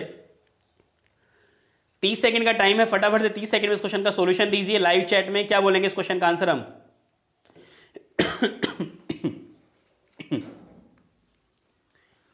यस, बस ज्यादा क्वेश्चन नहीं बच रहे हैं, 7-8 क्वेश्चन और हैं, बढ़िया बढ़िया। एक पजल भी है, उसको भी देखेंगे, बहुत अच्छी पजल है। क्वेश्चन है कि यदि बी से आगे अंग्रेजी वर्णमाला के प्रत्येक एकांतर अक्षर छोटे अक्षर में लिखा जाए और शेष अक्षरों को बड़े अक्षरों में लिखा जाए तो वर्ष के उत्तरार्ध के प्रथम मार्च को कैसे लिखा जाएगा? भाई जो हाफ सेकेंड हाफ होता है, the first month of the second half क्या होता है? जुलाई होता है ना भाई जनवरी, फरवरी, मार्च, अप्रैल, मई, जून, जून के बाद क्या होता है? जुलाई होता है, यस या नो? तो जुलाई को हमें लिखना है, बट टर्म एंड कंडीशन क्या है कि जो बी से आगे हैं उनके अक्षरों को हमें क्या करना है? स्मॉल करना है। इसका मतलब बी से आगे अगला क्या होगा? बी से अगला क्या होगा? सी को छोटा करना है, बट डी को क्या करना है? बड़ा। एक एक को छोड़ना है, एकांतर अक्षर छोटे एकांतर में करना है, सीरीज से करना है, ऐसे नो कि एक को लेना है, एक को छोड़ना। उसके बाद क्या आएगा? डी के बाद आएगा ई छोटा आएगा, ई के बाद एफ जो आएगा वो बड़ा आएगा। इसका मतलब ये आपने देखा कि 2, 4, 6 जो इवन नंबर हैं वो तो बड़े आएंगे, और जो ओड नंबर हैं, जो विषम हैं, वो क्या आएंगे? छोटे आएंगे। सिंपल सा क्वेश्चन है, कर दीजिए इसको। देखो जुलाई में क्या होता है? JULY, ऐसे आनो। तो J 10 पे आता है, B 21 पे आता है, L 12 पे आता है और Y 25 पे आता है। तो क्या करना था भाई? इवन वाले तो क्या करने थे? छोटे नहीं करने थे, तो ये से कैसा आ जाएगा? ओड वाले छोटे करने थे, ऐसे आनो, ये छोटा आ जाएगा।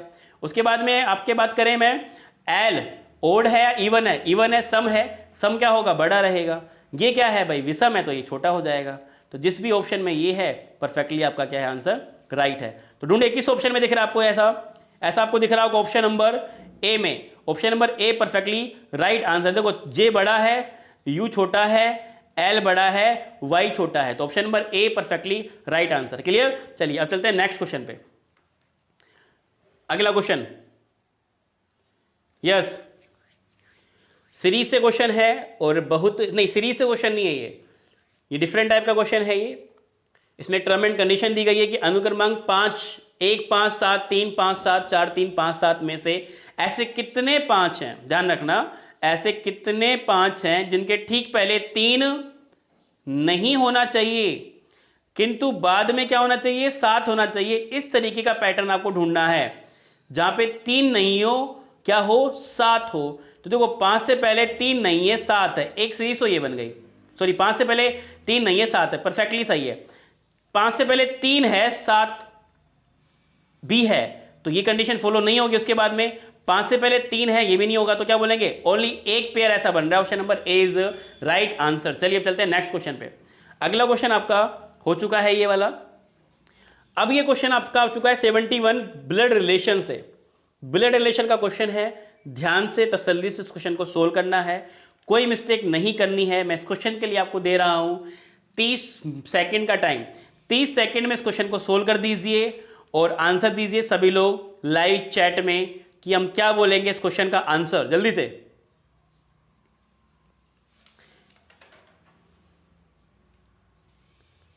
बस 7 क्वेश्चन और बचे हैं आपके, और इसके बाद पजल आएगी एक, फटाफट से देखना है उस क्वेश्चन को और अच्छे से सोल्व करना है। क्लियर? किसी संयुक्त परिवार में कितने सदस्य हैं भाई? 7 सदस्य हैं, ABCD EF और G, जिनमें 3 तो महिलाएं हैं, G विधवा है और D के पिता F की साली भाभी है। B और D एक ही माता पिता की संतान है। A B की पुत्री है, A P की डॉटर है। C B का रिश्ते में चचेरा ममेरा फुफेरा मोशेरा भाई है, अथवा चचेरा मोसेरा फुफेरी मोसेरी बहन है। तो E कौन है? Wife of F, E F की पत्नी है। E grandmother of A, E दादी या नानी है A की। E aunt of C, E aunty है किसकी? C की। बताइए कौन कौन से राइट है यहाँ पे? फटाफट से लाइव चैट में सभी लोग इस क्वेश्चन का आंसर देते हुए। वेरी गुड, शाबाश, फटाफट से करिए, बड़ा ही इंटरेस्टिंग है। मैंने 2-3 पॉइंट आपको बताए थे, जब मेल आए तो प्लस लगाना है और फीमेल आए तो माइनस लगाना है। बड़े लोगों को ऊपर लेंगे, छोटे लोगों को नीचे लेंगे। चलिए देखते हैं इसका वेन डायग्राम। देखो 7 लोग हैं, जी विधवा है और डी के पिता एफ की या तो साली है या भाभी है। डी के पिता एफ, तो ये पता लग गया कि डी के पिता कौन है, एफ है। तो डी के पिता होंगे तो ऊपर आएंगे ना, कौन है भाई, एफ है, पिता है। और पिता है मतलब मेल है, मेल मतलब क्या लगाएंगे, प्लस लगाएंगे। तो यहां पे लिख लो फादर छोटा सा, या हिंदी में लिख लो पिता, जैसे कि आपको पता रहे कि ये फादर है। क्लियर। उसके बाद में जो जी है वो विधवा है और डी के पिता एफ की जो साली हो सकती है या क्या हो सकती है, विधवा, भाभी हो सकती है। अब अगर एफ की भाभी ही तो इसका मतलब इसके भाई की पत्नी कौन होगी, जी होगी, जो भाई प्रेजेंट नहीं है इसलिए विधवा है। या अगर साली होगी तो इसका मतलब एफ की जो पत्नी होगी उसकी कौन होगी, जी, उसकी बहन होगी। यस या नो, दो ही केस बनेंगे, एफ की या तो जी भाभी होगी, सॉरी, या भाभी होगी या साली होगी, दोनों केस बना दिया अपन ने। अब आइए नीचे, बी और डी एक ही माता पिता की संतान है, इसका मतलब बी और डी भाई बहन होंगे, बट आप वेरीफाई नहीं कर सकते कि भाई या बहन है, बट एक ही संतान है तो भाई बहन है। क्लियर। उसके बाद में, और ए बी की पुत्री है। ए किसकी पुत्री है, बी की, तो बी की पुत्री है, बी की पुत्री कौन है, ए डॉटर है। तो नीचे आ गई, छोटे लोग नीचे आते हैं, बताया था मैंने आपको, डॉटर है, ये पुत्री है। क्लियर। उसके बाद में आइए, सी बी का रिश्ते में चचेरा, ममेरा, फुफेरा, मोसेरा है, अथवा चचेरा, ममेरा, फुफेरा, मोसेरा, मतलब कजन, सिस्टर या ब्रदर है। ऐसा नो, कौन, सी किसका, बी का, तो सी या तो यहां आएगा क्योंकि या तो इधर से लिंक करेगा, सी इसका बेटा है, बेटी होगी, या फिर इसका बेटा बेटी होगी। ऐसे है ना, दोनों ही केस लगेंगे। अब आइए, ई कौन है, yes, who is E, wife of F. अब देखो कौन कौन लगा गया, ए आ गया, बी आ गया, सी आ गया, डी आ गया, ई नहीं आया, तो ई यहीं तो आएगा भाई, ये तो मेल है ना, ई तो फीमेल बनानी थी। यस या नो, तो ई यहां पे नहीं आ सकता, तो ई यहीं पे आएगा। क्लियर, क्योंकि ये तो डैड है, यस, ये डैड है यहां पे, इसलिए नहीं आएगा यहां पे। अब देखिए, जो ई है वो एफ की पत्नी है क्या, बिल्कुल एफ की पत्नी है, तो पहला क्या हो गया, सही हो गया। दूसरे को देखो, ग्रैंड मदर ऑफ ए, जो ई है वो ए की ग्रैंड मदर है क्या, बिल्कुल ग्रैंड मदर है। कैसे, देखो, ए की ये माता पिता है, ऐसे नो, और ये माता पिता के क्या है, भाई बहन है, ऐसे नो, और ये इनके क्या है, फादर हैं। या तो ग्रैंड मदर या तो दादी होगी या नानी होगी, तो क्या बोलते हैं, ग्रैंड मदर ही बोलते हैं। तो बिल्कुल सेकंड भी क्या हो गया, राइट हो गया। थर्ड क्या है, aunt of C, E aunty है सी की, बिल्कुल ई आंटी है। देखो सी यहां पे है, नीचे है ना, और एक स्टेप ऊपर होता है, तो एक स्टेप ऊपर होगा तो ये तो भाई बहन हो गए। यस, तो ये भाई बहन हुए तो इनके कजन होंगे, ये रियल नहीं है। यस, तो रियल नहीं है तो ये किसकी क्या लगेगी, आंटी तो लगेगी, माँ थोड़ी लगेगी। यस या नो, चलिए, तो तीनों क्या हो गए, राइट हो गए। तो क्या बोलेंगे यहां पे हम answer, option number D perfectly right answer, जिसका भी ऑप्शन नंबर डी है परफेक्टली राइट है। आपको कैसा भी डाउट हो मेरे व्हाट्सएप नंबर पे आप शेयर कर देना, जिससे कि आपका डाउट बिल्कुल भी ना रहे। क्लियर, ये नंबर है, इस पे आपका कैसा भी डाउट हो आप शेयर कर सकते हैं। ठीक है, 978230 है, 309382 पे। क्लियर, चलिए अब चलते हैं नेक्स्ट क्वेश्चन पे। अगला क्वेश्चन आपका मैथमेटिकल ऑपरेशन से आया है। यहां पे हमारे पास में अलग अलग साइन है। यहां पे बोला गया है डॉलर मीन्स डिवाइडेड, डॉलर का मतलब क्या है, डिवाइड करना है। ठीक है, उसके बाद में डेट फ्रेंड्स बोला गया है at the rate means, at the rate mean multiply. At the rate का मतलब क्या है भाई, यहां पे एट द रेट का मतलब है मल्टीप्लाई करना। उसके बाद में क्या है भाई, हैशटैग, कहां गया, यस, हैशटैग, हैशटैग का मीन्स है यहां पे, हैशटैग का अर्थ है घटाना, सब्ट्रैक्ट करना। यस या नो, हैशटैग का मीन्स यहां पे सब्ट्रैक्ट करना, माइनस करना। और कोई साइन बच रहा है क्या, और कोई साइन नहीं है, तीन ही साइन, अप्लाई कर दो, फटाफट से आंसर निकाल दो। जिसका भी आंसर राइट है फटाफट से लाइव चैट में आंसर करे। हैशटैग का मतलब -5, एट द रेट का मतलब मल्टीप्लाई 1, और एट डॉलर का मतलब डिवाइड, डिवाइड 5। तो जब डिवाइड 5 करेंगे तो यहां पे आएगा ना ये, यस या नो, इसको यहां भी लिख सकते हैं अपन, हटा देंगे यहां से। तो 5 से 5 कैंसिल आउट, यस, 5 से 5 कैंसिल आउट, क्या आएगा 10 - 1, तो आंसर क्या आएगा 9 is right answer. Option number D perfectly right है। क्लियर, चलिए अब चलते हैं नेक्स्ट क्वेश्चन की ओर। अगला क्वेश्चन हमारे पास में है 76 एक पजल है, बड़ा ही इंटरेस्टिंग क्वेश्चन है। फटाफट से सभी लोग इस क्वेश्चन का आंसर देंगे। अब ज्यादा क्वेश्चन नहीं बच रहे हैं आपके, 1 2 3 4 ही क्वेश्चन है, ठीक है, और 4 क्वेश्चन बड़े ही अमेजिंग है। फटाफट से करिए इस क्वेश्चन को। क्या बोलने वाला है, मैं थोड़ा सा बड़ा कर देता हूं उसको जिसको अच्छे से दिख जाए आपको।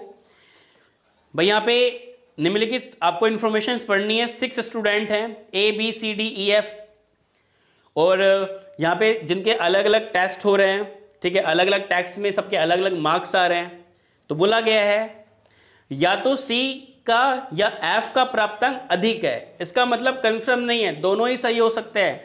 तो जहां पे कंफर्म नहीं होता तो वहां पे हम 2 सिचुएशंस बनाते हैं, या तो C का टॉप पे होगा, यस, या किसका टॉप पे होगा, या F का टॉप पे होगा। क्लियर? कितने लोग हैं भाई? 6 लोग हैं।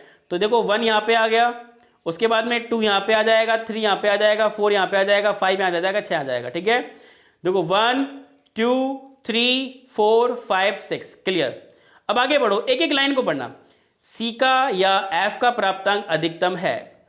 जब भी C का प्राप्तांक अधिक होता है तब E का प्राप्तांक न्यूनतम होता है। जिस सिचुएशंस में C मैक्सिमम स्कोर करता है वहां पे जो E है वो मिनिमम स्कोर करता है, और जहां पे F का प्राप्तांक मैक्सिमम होता है वहां पे B का प्राप्तांक न्यूनतम होता है। जहां पे ये F मैक्सिमम स्कोर करेगा, अधिकतम अंक लेके आएगा, वहां पे B क्या लेके आएगा? न्यूनतम लेके आएगा। 2 सीरीज बन गई हैं। क्लियर?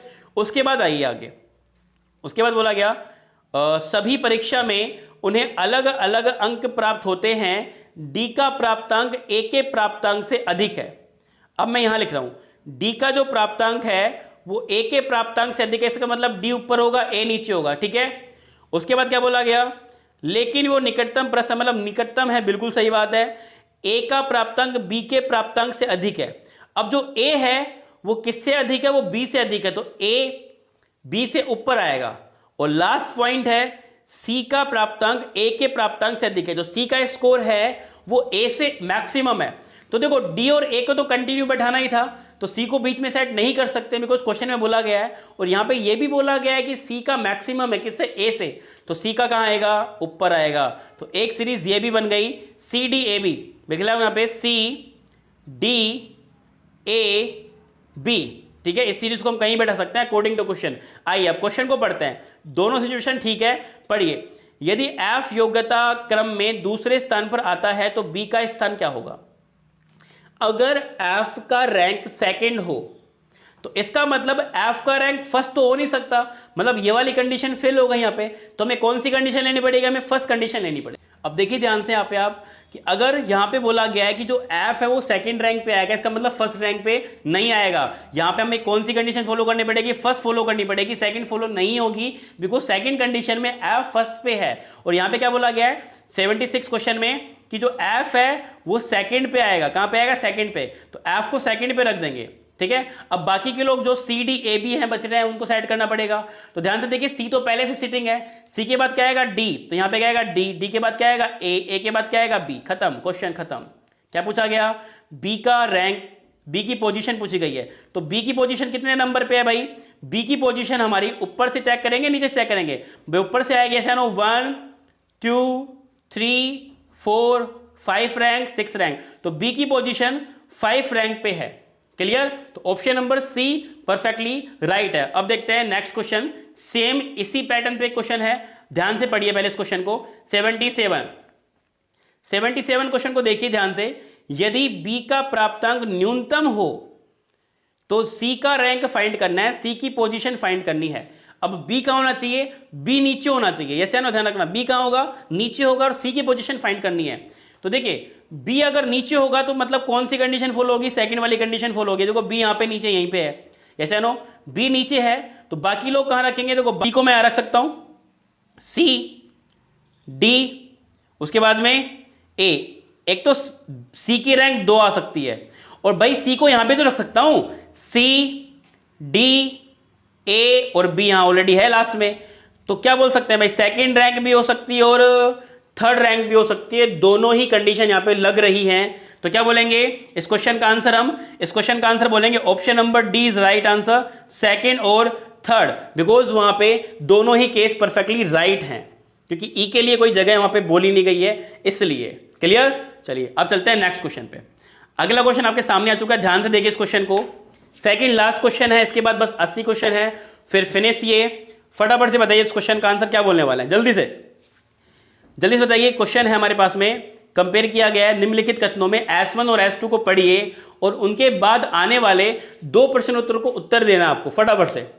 2 का आंसर आपको देना है फटाफट से। क्या बोलेंगे इस क्वेश्चन का आंसर कि सोहन का वजन दुगना मोहन के वजन या सोहन के वजन से कम है, और रोहन के वजन का दुगना मोहन के वजन या सोहन के वजन से अधिक है। तो नीचे दी गई आपके जितने भी स्टेटमेंट हैं उनमें से कौन से करेक्ट हैं, which one the following statement is correct.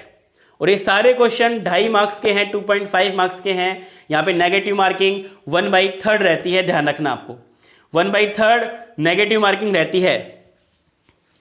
तो जल्दी से बता दीजिए इस क्वेश्चन का आंसर क्या बोलने वाले स्टूडेंट। यस, एक तो है S1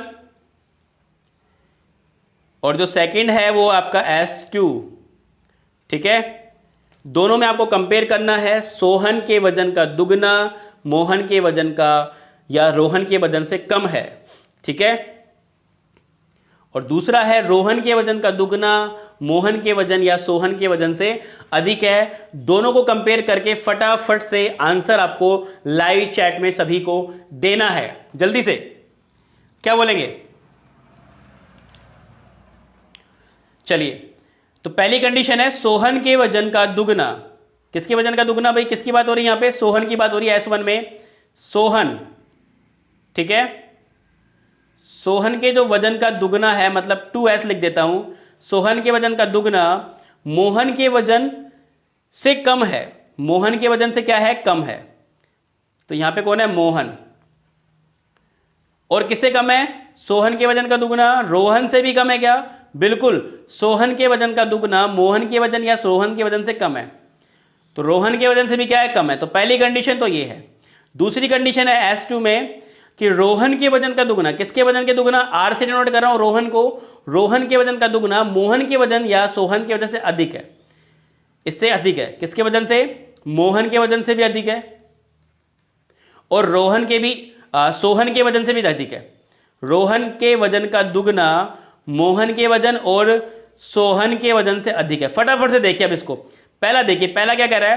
पहला कह रहा है weight of Mohan is greatest, Mohan का वजन अधिकतम है। नहीं, देखो मोहन का वजन अधिकतम क्यों नहीं है? क्योंकि देखो मोहन का वजन इससे कम है, फाइंड नहीं कर सकते अधिक है, यस या नो? तो पहली कंडीशन गलत। दूसरी, weight of Sohan is greatest, Sohan का वजन अधिक है। नहीं, क्योंकि सोहन का वजन तो देखो ऑलरेडी यहां पे कम है रोहन से, यस या नो? इसका दुगना ही कम है, तो ये ज्यादा कैसे हो सकता है? नहीं हो सकता ना, तो गलत।